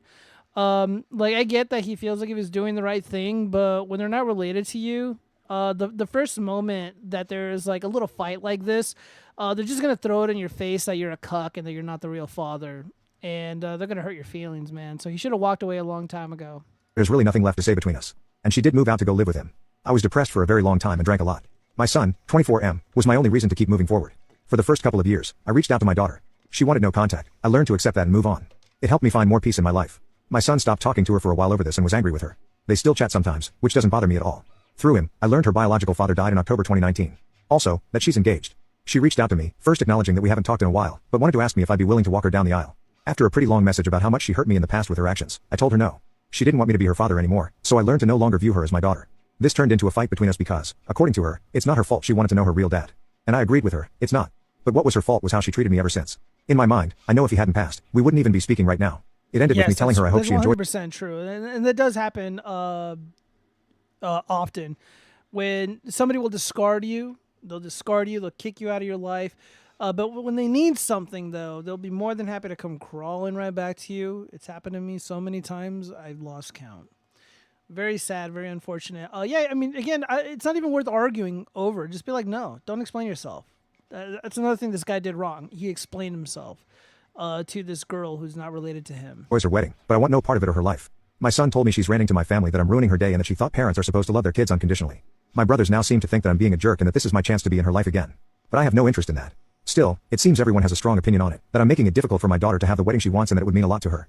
My son is on my side, but the comments are still wearing me down and, just for the sake of my sanity, am I being a jerk? Update 10 days later. Thank you for your support, especially those fellow parents who reached out in my messages with advice, judgment, and suggestions on what to do about my family. It took sending a mass text to everyone who wouldn't leave me alone about this. It took me some time to think of what to write and to clear my head from everything. It was a reminder of everything I did over the years to try to be in her life and how that all ended, how detrimental it was to my mental health. They all remember what it was like and how much it put me in a dark place that took lots of therapy and the need to be there for my son to get out of. My brother called me afterward. Yeah, dude, this guy's pathetic. It's really hard to be sympathetic towards this dude when like he's such a bitch. Yeah, dude, like I understand like getting hurt because everybody hurts, but then you got therapy, bro. Like, what are you, a pussy? Yeah, it's it's a waste of money and it's a waste of time. And it's completely unnecessary. Take your licks like a fucking man and just move on. Yeah, this person that was once in your life doesn't want to be in your life, and now all of a sudden they want something from you. And they want to make this day all about them and make you feel guilty about how they treated you. Just walk away. And if anybody says anything, just tell them to go fuck themselves. You don't owe anybody an explanation. You don't need to go to therapy. It's a waste of time. So this guy's made a lot of mistakes in conducting himself. He apologized for the way he was pushing this. We had a much longer conversation.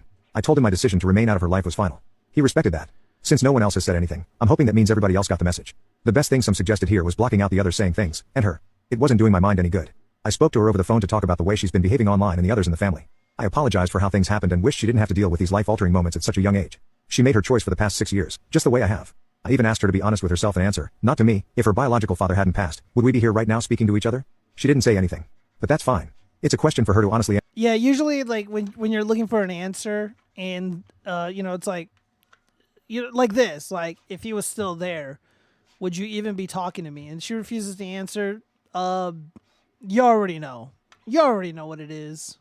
The answer to herself, like I did, before I told her to enjoy her wedding and hoped it's a lovely, healthy marriage. And this door to our relationship is closed. I hope she can find peace with that and enjoy her life the way I have. The conversation ended shortly after that.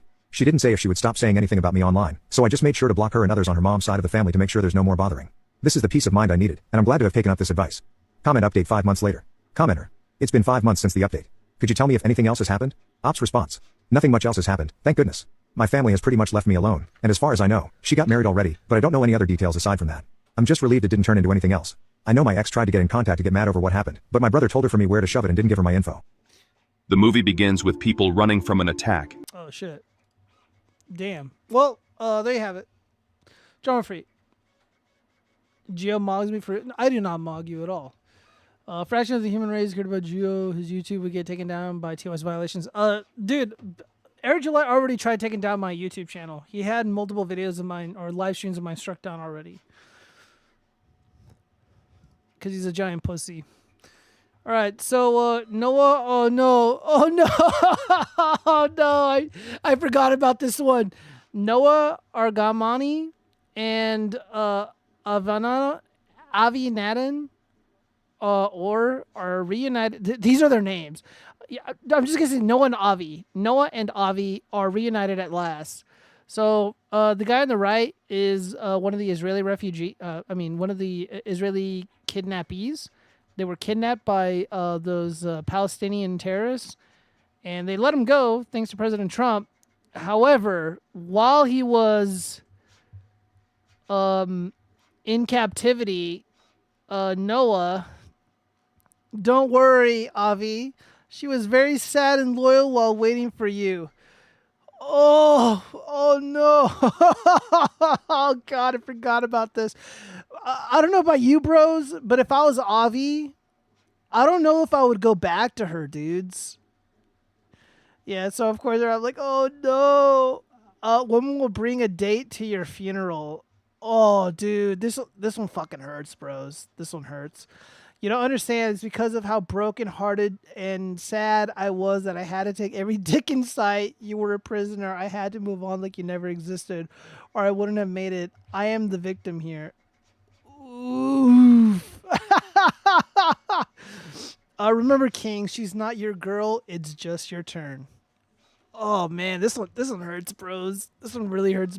Oh man, if Avi's ever in Vegas, beers are on me all fucking night.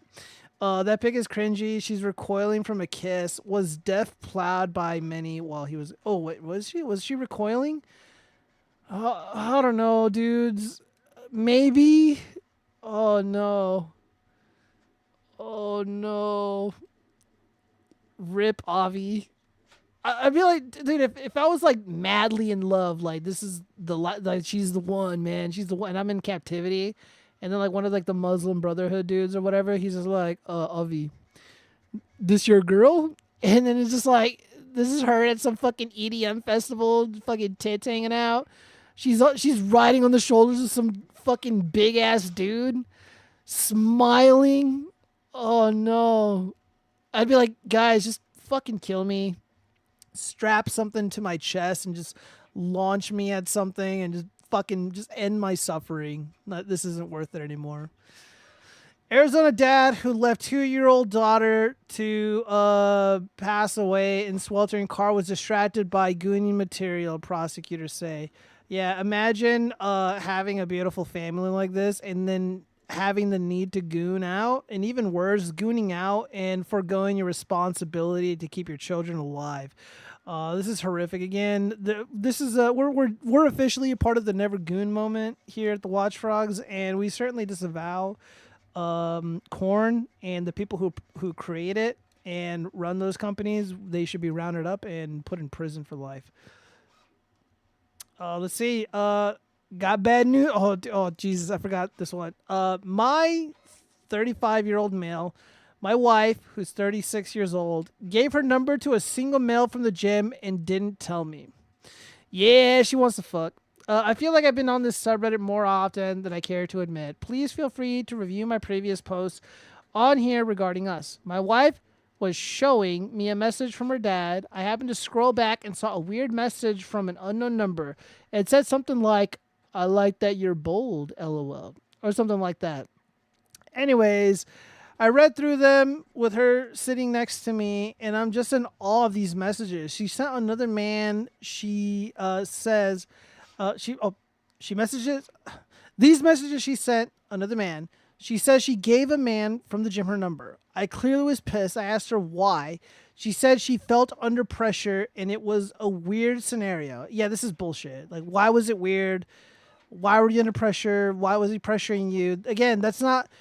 Again, creepy dudes who like put pressure on women to like give them the number, give them their Insta, give them a kiss. Like those chicks don't like those dudes, and they'll get away from them, and they'll never see them or talk to them ever again. And it was a weird scenario. But if they're like flirting and shit, well, let's just finish this. I asked her why she didn't tell me, and she told me she was going to, and that I didn't have a chance to talk. Yeah, right. She did get her implants that I discussed from an earlier post. I knew she would get more attention, but she assured me this was just for her. Yeah, I got bad news for this dude. Just like Bad Billy Pratt says, I got bad news for you, pal. Yeah, this whole like I wear makeup for me, I dress this way for me, I got big old fake tits for me. No. It's not for her per se. It's for the dude at the gym, the more desirable guy, not this sappy Redditor crying about the woman being unfaithful, and she is being unfaithful, by the way. I mean, this is emotional cheating at best, She has 1 foot and 2 boobs out the door. Correct. I was clearly pissed. This is crazy. She put those implants to work. Yes, that's correct, shitcoin enthusiast. Remember her from the previous post. This dude is just giving a whole chapter by chapter summary of his divorce, isn't he? So bold. Honey, why is there a chair in the corner of our bedroom? I didn't notice it before. And then she replies, it's a surprise. I felt pressured. Women don't do anything unless they explicitly want to. Don't let them fool you into this damsel in distress BS. 100% correct, bros. Whenever they say like, "Oh, I was pressured," like, no, I'm sorry, it's not true. Anyway, call that up and come in, divorce lawyer, boss. Yeah, her new big tits are just for her. Yeah, my thoughts exactly. The dishonesty of these people just knows no bounds. Uh, that's sort of an old story though. That's not an old story. That one's recent. It's not old at all. Hell is it too soft for goon dad. I'm just a pervert and I need to take the tits to get myself off. I don't know what you mean by that, zombie bomb, but okay. What do we got here? I'm calling off my wedding because my fiance is still best friends. Over listening to me. 27 meters. I'm calling. I'm friends with my ex and chooses to hang out with him over listening to me. Yeah, you gotta cancel the wedding immediately. If she's not willing to respect the boundaries of the relationship, again, it's what I told you guys. Boundaries. Put those boundaries up so everybody can see them. And if people, cross that line, you gotta cut them off. Off my wedding because my fiance is still best friends with her ex and chooses to hang out with him over listening to me. 27 meters, have been in a relationship with my girlfriend, 26 feet, for 6 years, and we officially got engaged last month. Our relationship was pretty great, but the only argument we occasionally had was her friendship with her ex, 27 meters. They were friends from childhood, and they even dated for a few years. I was never comfortable with how close they were, and she even considered him her best friend, which was really irritating because I was her boyfriend and I was supposed to be her best friend. Yeah, that's correct. Yeah, see, that's a problem, 100%. And again, this is just me. Again, I'm not telling anybody what to do, but me personally, I'm just like, look, an ex is an ex for a reason. I'm not comfortable with it. I know where that may lead. And again, that's just my expectation in a relationship. These are my rules. These are my boundaries. And if you're not willing to respect them, you let me know right now, and then we'll just call it a day. I mean, that's really all you can do. You got to protect your peace, and you got to prevent yourself from being victimized by this sort of infidelity that is so common. The whole, he's just a friend. He's just a friend. Like, no. And then they used to fuck. Dude. No. Can't allow that. Can't allow that. No. But I did not want to be controlling or control her friendships, so I never. Yeah. So again, this guy is a bitch, dude. He's a cuck. He knows that this is wrong. He knows that it upsets him. He knows that this is clearly crossing or violating healthy romantic boundaries. But he doesn't want to be seen as uncool. He doesn't want to lose Reddit karma. He doesn't want to lose his liberal cred by telling his bitch to be like, hey, I don't want you fucking hanging around these dudes. It makes me look bad. It makes me look weak. I would not hang out with my exes. Extend that courtesy to me now, or this is not going to work. That's what he needs to say. But he's like, oh, I don't want to be seen as insecure. No, dude, it's called boundaries, bro. That's all it is. Like, and everyone's so afraid to fucking just like, no, man. Again, everyone has boundaries. Some are more okay to vocalize than others. But I mean, that's just the reality, man. Like, you can't just, like, let your fucking bitch hang out with all these fucking dudes that used to fuck her. Like, no. Got in her way, but I did voice my displeasure. Her ex's birthday was a couple of weeks ago, and he only invited her and not me, and she really wanted to go. I was extremely unhappy and even voiced my concerns about it, but she told me she really wanted friendships, so I never got in her way, but I did voice my displeasure. Her ex's birthday was a couple of weeks ago, and he only invited her and not me, and she really wanted to go. I was extremely unhappy. Yeah, again, that is a massive sign of disrespect. If this was like, so his fiance. No, dude. Like, again, like a couple like good healthy couples, they do everything together. They go to parties together. They go to dinners together. They go to clubs and concerts and stuff together. They do everything together. But when the girl, it's usually the girl, they're like, she's getting invited to all this shit, because she's a girl and people want to fuck her, and not the guy. And they know that she's got a boyfriend. They know that she's got a fiance. And they're like, well, he's not invited. And then she decides to go anyways. Yeah, dump her right there and then. You just have to be like, no, you're not going to disrespect me. This isn't going to happen. And she's going to go anyways. If you go through with the breakup, she's going to go anyways. She's probably going to get fucked. It's usually how it goes. And even voiced my concerns about it. But she told me she really wanted to be there at the party and promised me that she would treat me when she came back home. She also promised me that this was the last time she was ever going to hang out with him out of respect for our relationship, especially since we were engaged. She just wants one last time with the dude that she used to fuck. Yeah. And then I'm going to treat you real good. Dude, this guy's a sucker, man. She promised she would slowly cut off the friendship after that night. Well, at this point, I was extremely deflated and told her sure, but to come back home early. She was extremely happy when she came back home from the birthday party a few hours later, and even initiated intimacy, but I rejected it because I wasn't feeling great. Over the next week, we barely spoke, even though my fiancé made a lot of attempts to communicate and apologize. She promised me she would no longer be friends with him, and she apologized for going to the birthday party. By Sunday, I had made my decision after consulting with one of my close friends, 26 meters, and my two sisters, 25F and 29F. All three of them said she had disrespected me way too much and that I had to call it off before I actually married her. I informed my fiancée of my decision, and she immediately broke down in tears and kept apologizing. It did hurt me a lot when I saw her crying like that. I told her the truth, that I hadn't felt respected in the relationship, and I just could not. Yeah, but that's your fault. Again, like, I know this is mostly her fault, but it's also the dude's fault because he gave her the blueprint for how she's allowed to treat him. He allowed her to hang out with this dude that used to fuck her. He allowed her to go to these events, go to these parties where she was the only one invited, and everybody knew that she had a fiance. So she thought it was okay in a weird, fucked up way. I mean, I know I'm giving a lot of leeway, and she doesn't deserve any of it. But yeah, Ash Blackwood, yeah, she's a very special birthday gift for him. Yeah, for sure. Yeah, dude, she definitely got her cheeks clapped by the ex man, and this dude allowed it because he's a bitch because he's a simp, dude. His problem. It's like one of the worst problems that a lot of guys have. They put the pussy on the pedestal, and again, he was so demoralized by the way that she's been treating him. The guy knows that he's being cucked. The guy knows that he's being disrespected. He's just so thoroughly cucked he can't even get hard. This chick is throwing herself at him, and he can't even fuck. See myself marrying a person who had disrespected me so much throughout our entire relationship. Should I have broken up with my fiancée because she went to her ex's birthday party? What do you think? Update 1. It has been a week since I broke up with my fiancée. After I informed her of my decision, she packed everything up and moved out the next day.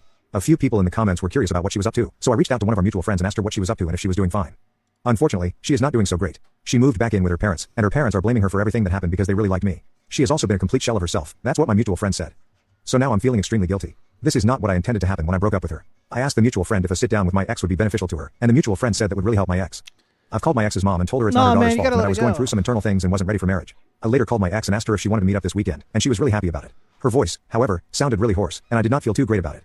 So we're going to meet up this weekend, and I'm going to explain that it wasn't her fault and that I was going through some internal demons and that we just weren't meant to be together. I am going to explain to her that she had no fault in this whatsoever. I hope that relieves. What do you mean she had no fault in it, dude? Oh my god, even when he's single, this dude sucks. Just like, yeah, dude, just fucking admit it. Like, yeah, dude, you suck. You were a horrible girlfriend. You were fucking rude and disrespectful. You probably cheated on me. Can't prove it, but I'm almost certain it happened. Like, oh, dude. Man, dude, thank goodness the Middle East isn't so close. If we were neighboring, instead of like Canada and Mexico, and instead it was like, Pakistan and Afghanistan and Palestine, dude, those people would invade us and they would fucking destroy this country. Because the men are so weak. They can't even when they do the right thing and like they walk away from like a bad relationship, like they still suck and they're still weak. Her of her guilt and that she gets back to normal soon. Update 2. So this is my final update in all likelihood. I met up with my ex yesterday at a coffee shop, and we talked for a long time. I wanted to meet her yesterday rather than the weekend, and she wanted to too. I explained to her why our relationship fell apart. I explained to her it was my insecurities, which were my demons, and that she deserved someone better than me. I explained to Wow. I totally forgot that this dude went like full cuck mode. her that she did nothing wrong in our relationship. She did not disrespect me at all, and that the breakup was my fault, and to please not be so hard on herself. She asked if we could still remain friends or get back together after some time. She said even if we would not get back together in the future as partners, she really valued my friendship and still wanted to remain friends with me. I did not expect her to ask me that, and at this point, I realized that I had handled this entire thing horribly, so I told her up front that it was better to just cut off contact and make a clean break rather than let feelings fester. She cried again really badly after that, and I was feeling horrible. This was affecting her mental health, and I was really worried about her. So I backtracked and told her sure, we could remain friends, and that I really valued her friendship too. I just misunderstood what she had asked. She was really happy about that but asked if she was pressuring me to keep the friendship. I told her no, that I genuinely valued her friendship, and I told her that she did not pressure me at all. I also told her that if she had cut off contact with her best friend, to please not do so and be friends with him again because she did not deserve to lose her best friend. But she said she was cutting off her friendship with him, and it had nothing to do with this, but that they were in different phases in life and that she no longer needed to be friends with him. We spoke for an hour or so after that, and she seemed in really positive spirits, and I felt really good after that. So my plan is now to be friends with her until her mental health is back to normal, and then gradually cut off my friendship with her. Thanks everyone. Would you do the same? I'm calling off my wedding because my— No, I'm not a simp. Jesus. Time to move on. After 2 months of talking, I told this guy yesterday that I wasn't ready for a relationship, and he responded, "It's been great. Hope you have a good one." And then he blocked me. No effort. No pressure applied. I'm devastated. Crying emoji. So this is from Sharon Goodwin. All right. So again, I'm going to have to go hard on the man here. What are you doing, dude? Wasting your time in the talking phase? You're talking with a chick for 2 months? What are you, retarded? Who's got that kind of time? Yeah, dude. Well, first off, he did the right thing by blocking her as soon as he got the confirmation that he needed that, the girl was not ready for a relationship. And then he responded, "It's been great. Hope you have a good one." And then he blocked me. Yeah, the blocking is the right thing to do. However, when you're wasting your time talking for 2 months, yeah, I mean that's why she's not ready for a relationship. She is ready for a relationship. She's just not ready in a relationship with you, because you're a waste of time. You're just kind of pathetic. Like you're sitting there talking. Like, what are you talking about for 2 fucking months? That doesn't make a lot of sense to me. You know what I mean? Like, yeah, I'm kind of on the side of the chick here. But actually, no, both these people suck. I take that back. Both these people suck. More so the dude. However, the girl, like, you should, again, like, what, you don't want to date him, and you complain about no effort. Like, whatever did you expect? No pressure? I thought like the whole putting pressure on a woman is like, that's how you get me too'd. So there's a lot of mixed messages here. It doesn't make a lot of sense. So the guy fundamentally did the right thing, but again, he wasted his time.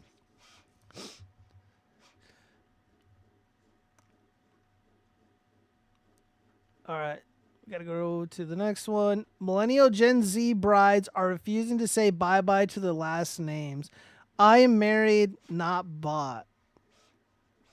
Oh, no. Roses are red, violets are blue. These brides are breaking tradition in keeping their identities, too. Okay. Taking the plunge without taking their new husband's last name is a growing trend among ultra-modern millennial and Gen Z gals. Okay, so just don't partake in a modern relationship, and you can probably avoid this problem. They'd rather stick with what's on their birth certificates than sacrifice their selfhood in the name of conformity. For my girls who didn't change your last name, I want to hear the reason why. Lucy, a married content creator, asked. Over 438,000 viewers in a viral video. I never considered it because this was my given name. Okay, I never understood why I would change it for someone else. Added the blonde, igniting a firestorm of feedback from feminists agreeing that women shouldn't have to ditch their original IDs after saying I do. It's yet another new age swing away from convention.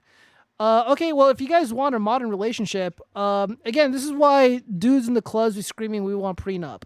If you don't want a traditional marriage, then you're not going to get the traditional perks that come with marriage, especially if they're not going to take the last name. Yeah, you got to get a prenup. You got to protect your assets. You got to have a good relationship with your parents.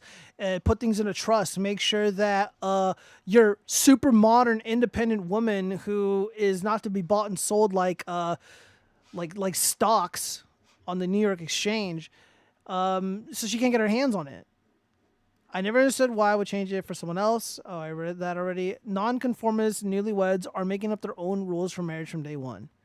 Be it brides who forgo traditional wedding gowns for pantsuits. Ugh. Well, actually, I don't really care about that. Or complete nudity. Yeah, it's actually not a new trend at all. Nude weddings are actually kind of old.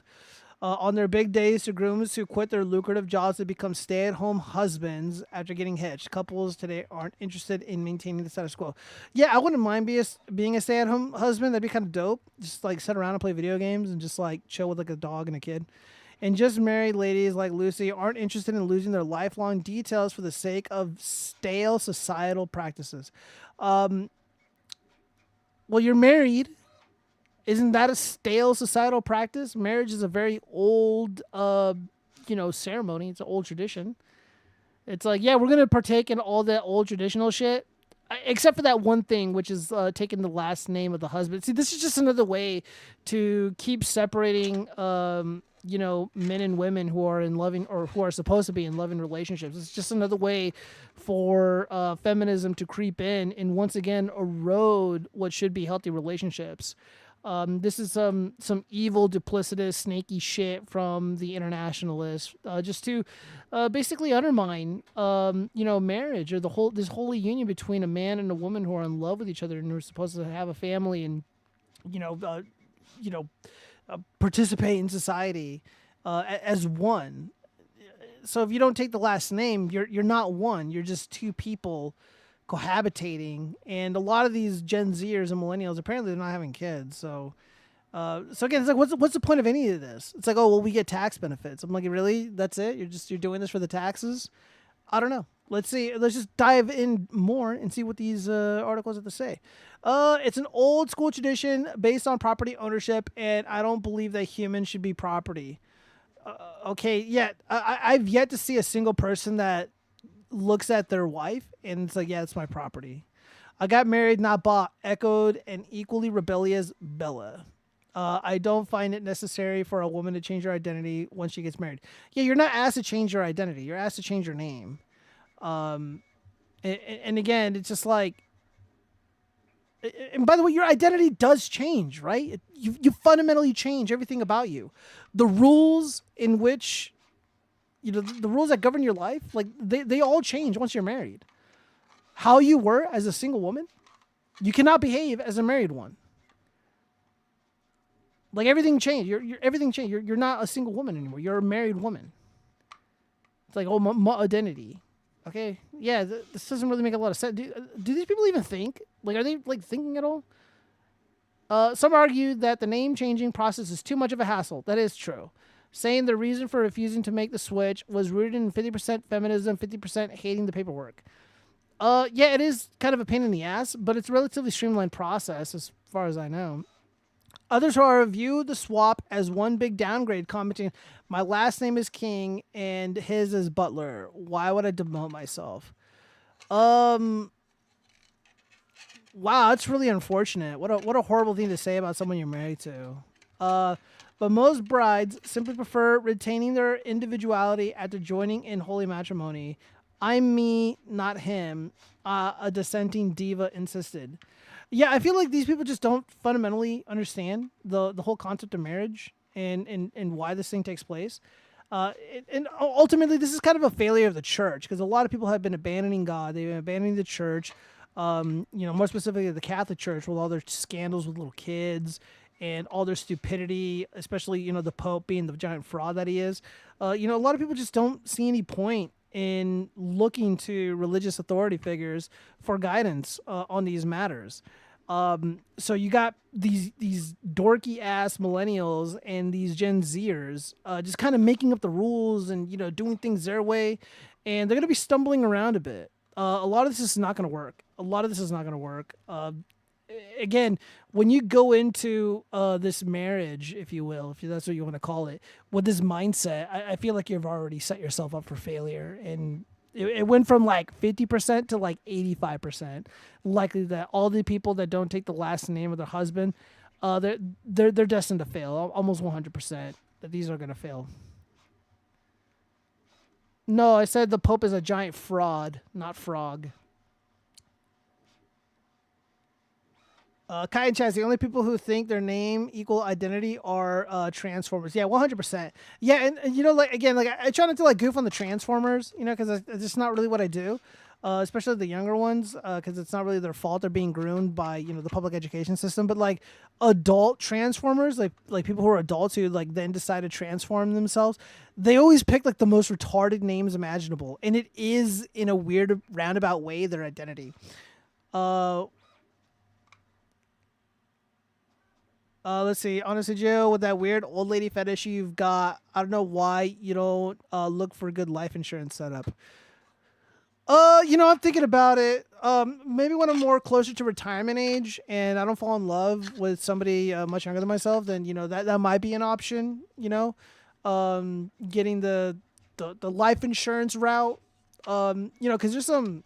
No, I can't say it.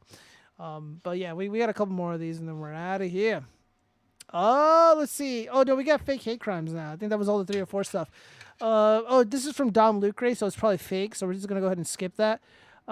Based parents, Reddit lies. Am I the asshole for walking out of my parents' house after they made a MAGA cake knowing I'm bisexual? I'm a 26-year-old male and bisexual, and my family knows this, while they've never exactly been supportive of me being openly rainbow. I've always tried to make peace. My mom still calls me confused. Yeah, you do sound like it. And my dad sends me articles about how rainbow marriage is ruining America. Those are kind of base. That's kind of based, actually. From time to time, but I just avoid conversations with them about it. I don't go to family gatherings expecting acceptance, but I do try to keep the peace.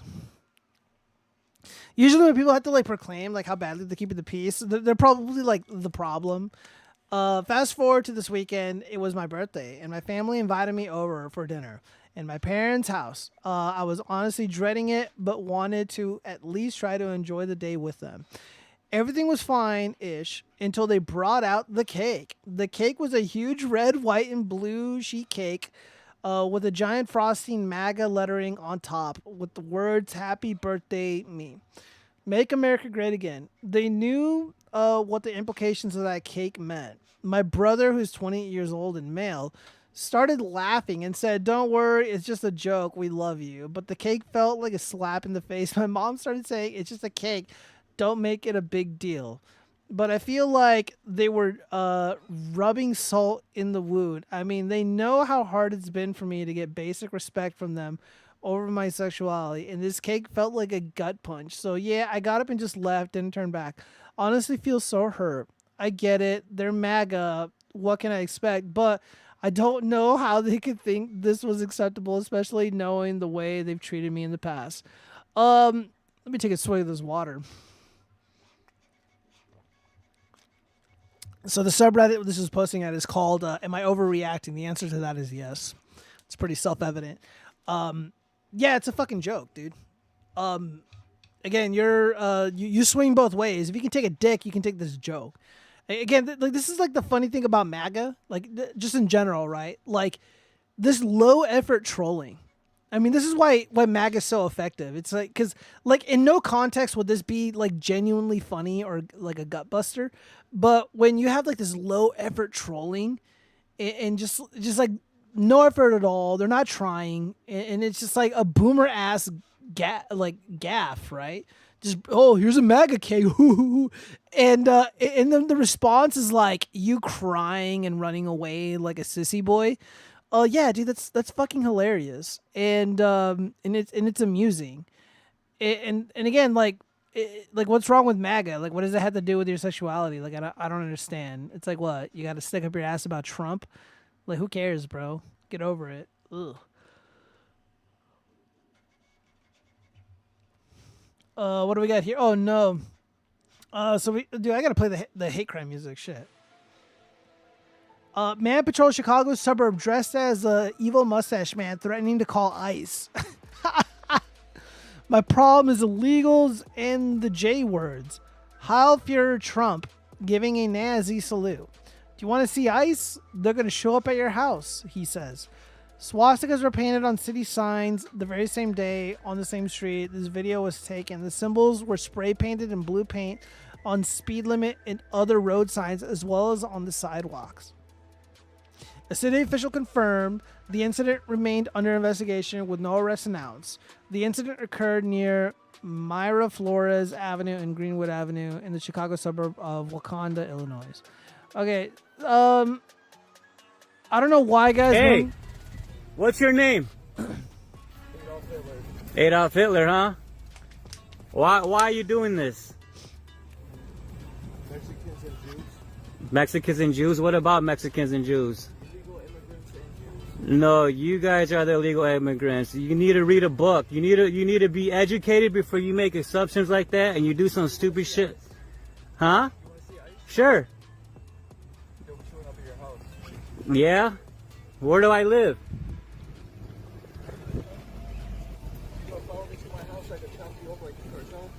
Oh, really? Are you sick in the head? Do you got issues? You got issues? I'm just asking because you seem like you are. Who walks around like this with what's going on? Like, come on, man. Have some respect for humanity. Trump is nothing but a fucking evil man. You guys are his puppets. I don't care. Yeah. No, he's supposed to be a brown shirt, like one of evil mustache man's brown shirt crew or whatever. I can tell. People like you have no education, have no direction. Sorry, are you MS-13? Do I look like MS-13? Yeah, with all the tattoos all over your face. Yeah. The real criminal here is you. Good. He's literally just like walking there. Dude, like I'm now like sympathetic towards the brown shirt kid. Good, huh? So what's your name again? You know God's watching everything, right? And there's a place for people like you. Sure. It might not be in this world or this earth. Bro, make up your judgments. Make up my judgments? Yeah. What do you mean? Make up all the bullshit you want, bro. I'm not. That's just the real. It's real. It's real life. You need to comprehend. I don't care, bro. I can tell, and that's sad for you. That is. You're not gonna have a future. You're not gonna have like no one's gonna want to bear kids with you. Like, I know. it's sad, bro. I hope you get the help you need, though. Nah, I'm okay. No, I hope you do. You can get off of my street. This is not your street. I go down there. I can follow you and record you all I want. If you don't like it, don't dress up like an idiot.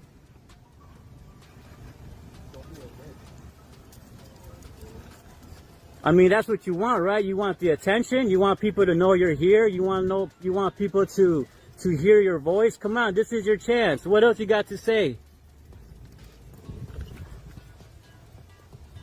Exactly. It's so sad, bro. So sad. There's people in this community that will help you because you got issues, but not the way you're acting. All right, well, let's read some of these comments. Deeply appalled and disturbed. Police investigation after swastikas appear on North Side.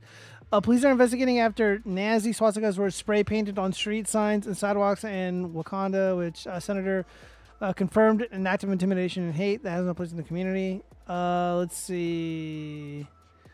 There's a link to the full story. I'm trying to see if they... Are they still distracted?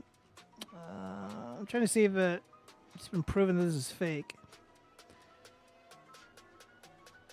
Oh, here we go. Typical Democrat response. Stop filming and beat the ever-loving S out of him.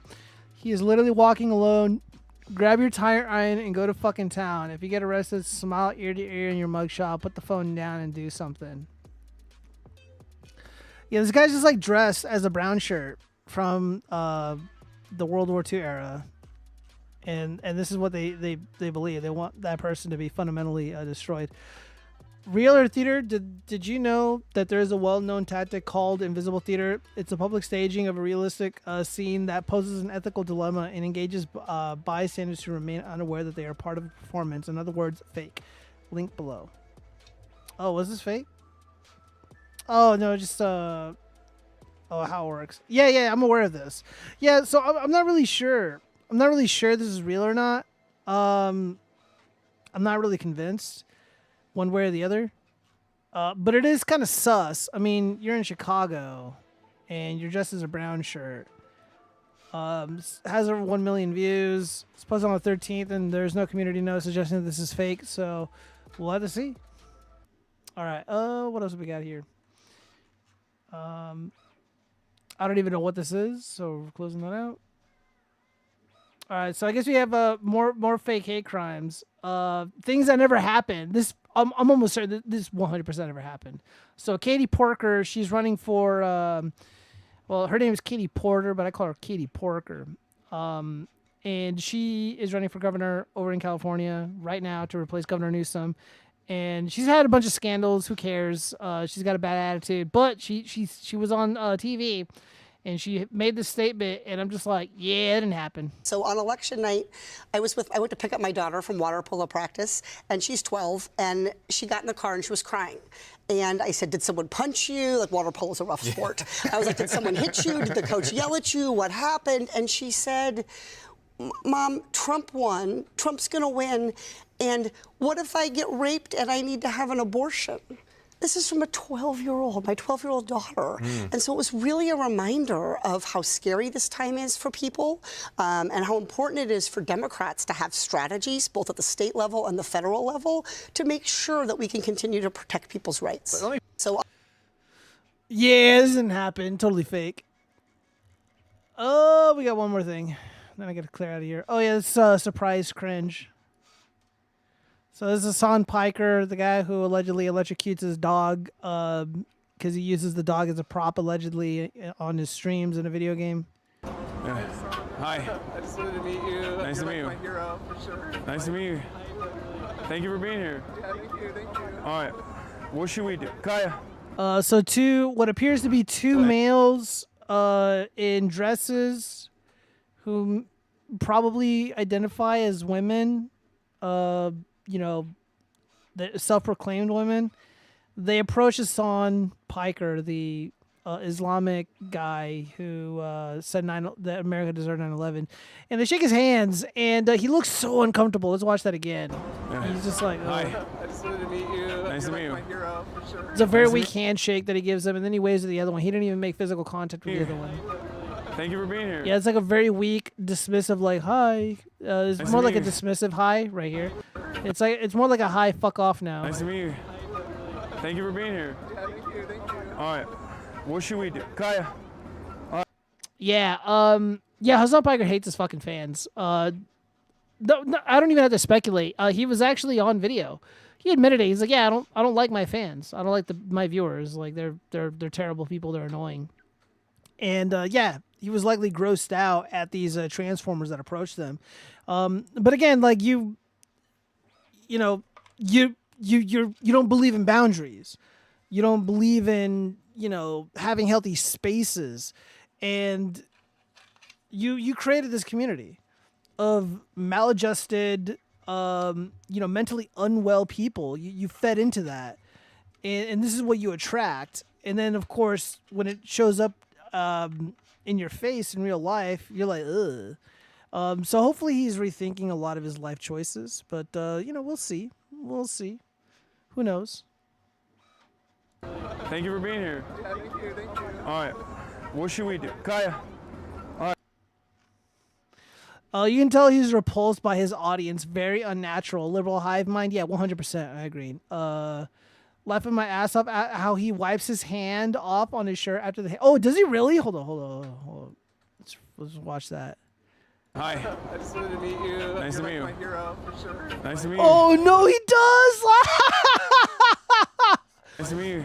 He's like, I know where that hand's been. I'm a fucking dude, too, is what he's thinking. He's like, I'm a fucking man myself. I know exactly what that fucking hand did Nice to meet earlier you. today and what it's doing later. Thank you for being here. He wipes his hand. That's so fucking funny. His entire fan base is just mentally ill people. Yeah, it really is. I mean, that's just the unfortunate reality of a lot of these far leftist circles.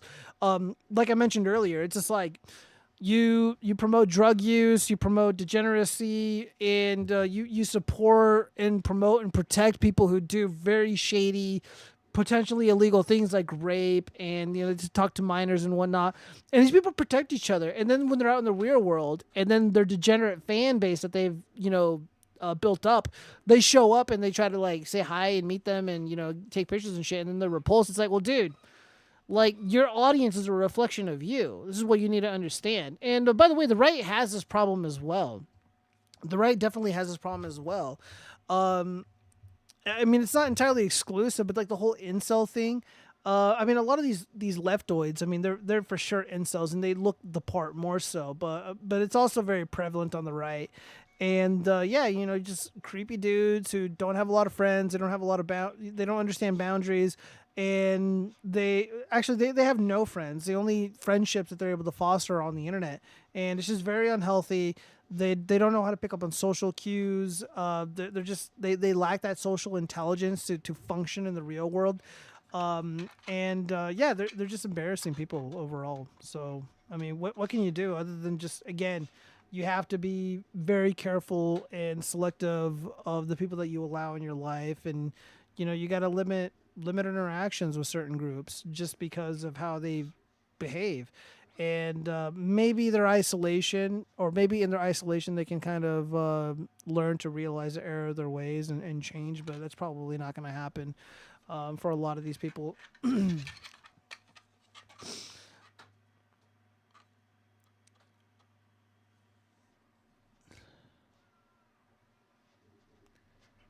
Carl Johansson Child Abuse? Yeah. Yeah, it probably is. Okay. Let me see. I got these new messages here.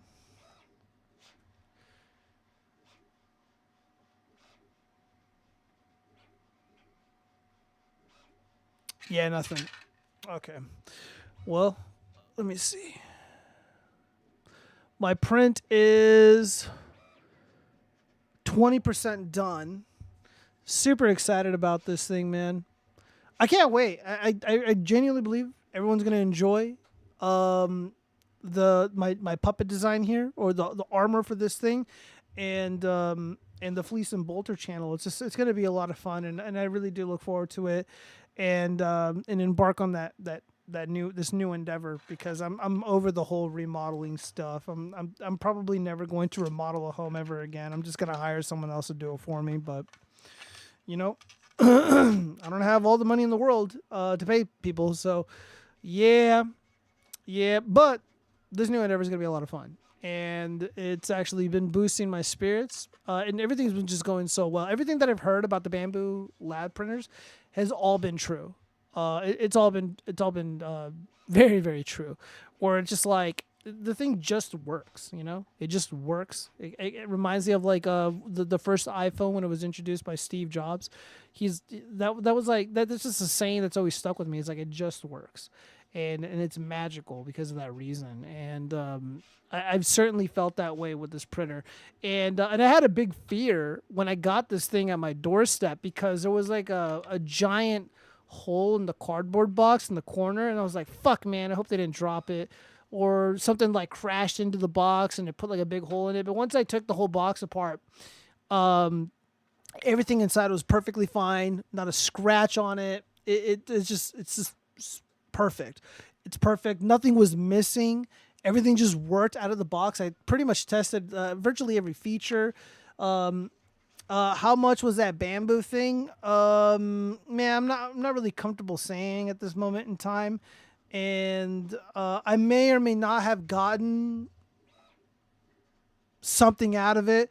So yeah, I don't really want to say.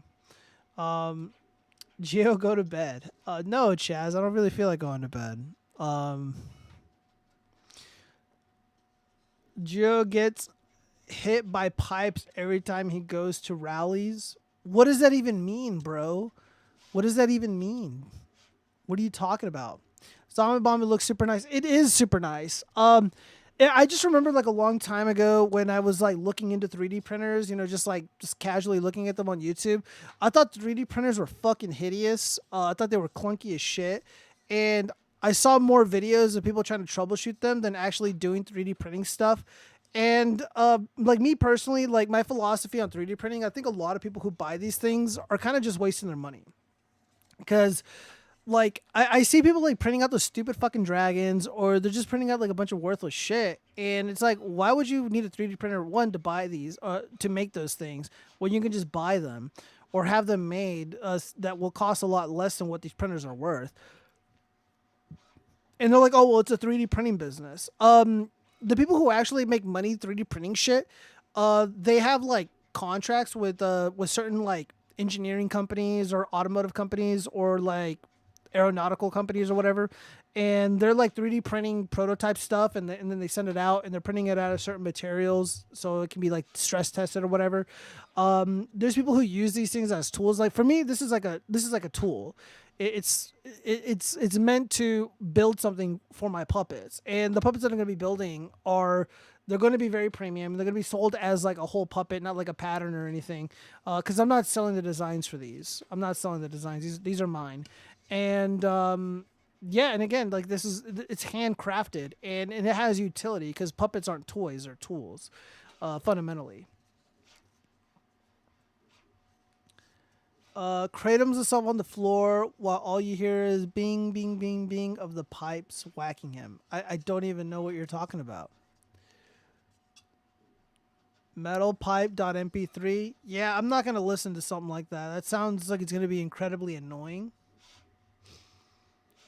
Yeah, well, this thing is shaking all over the place, and I got to get ready for tomorrow because I am wrapping up Oh, what's up, Sadie Dispatch? Yeah, because I'm wrapping up the very end of the home remodel, and I hope to never talk about that shit ever again, and move on with my life. But it's been great, and things have been just going really well.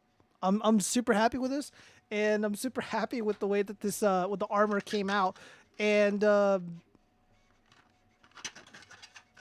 yeah, I don't know. I don't know what, like, I do have this Loctite glue, this Loctite plastic kit, to kind of put these things together. But I am gonna try out contact cement. But contact cement will like eat through plastic.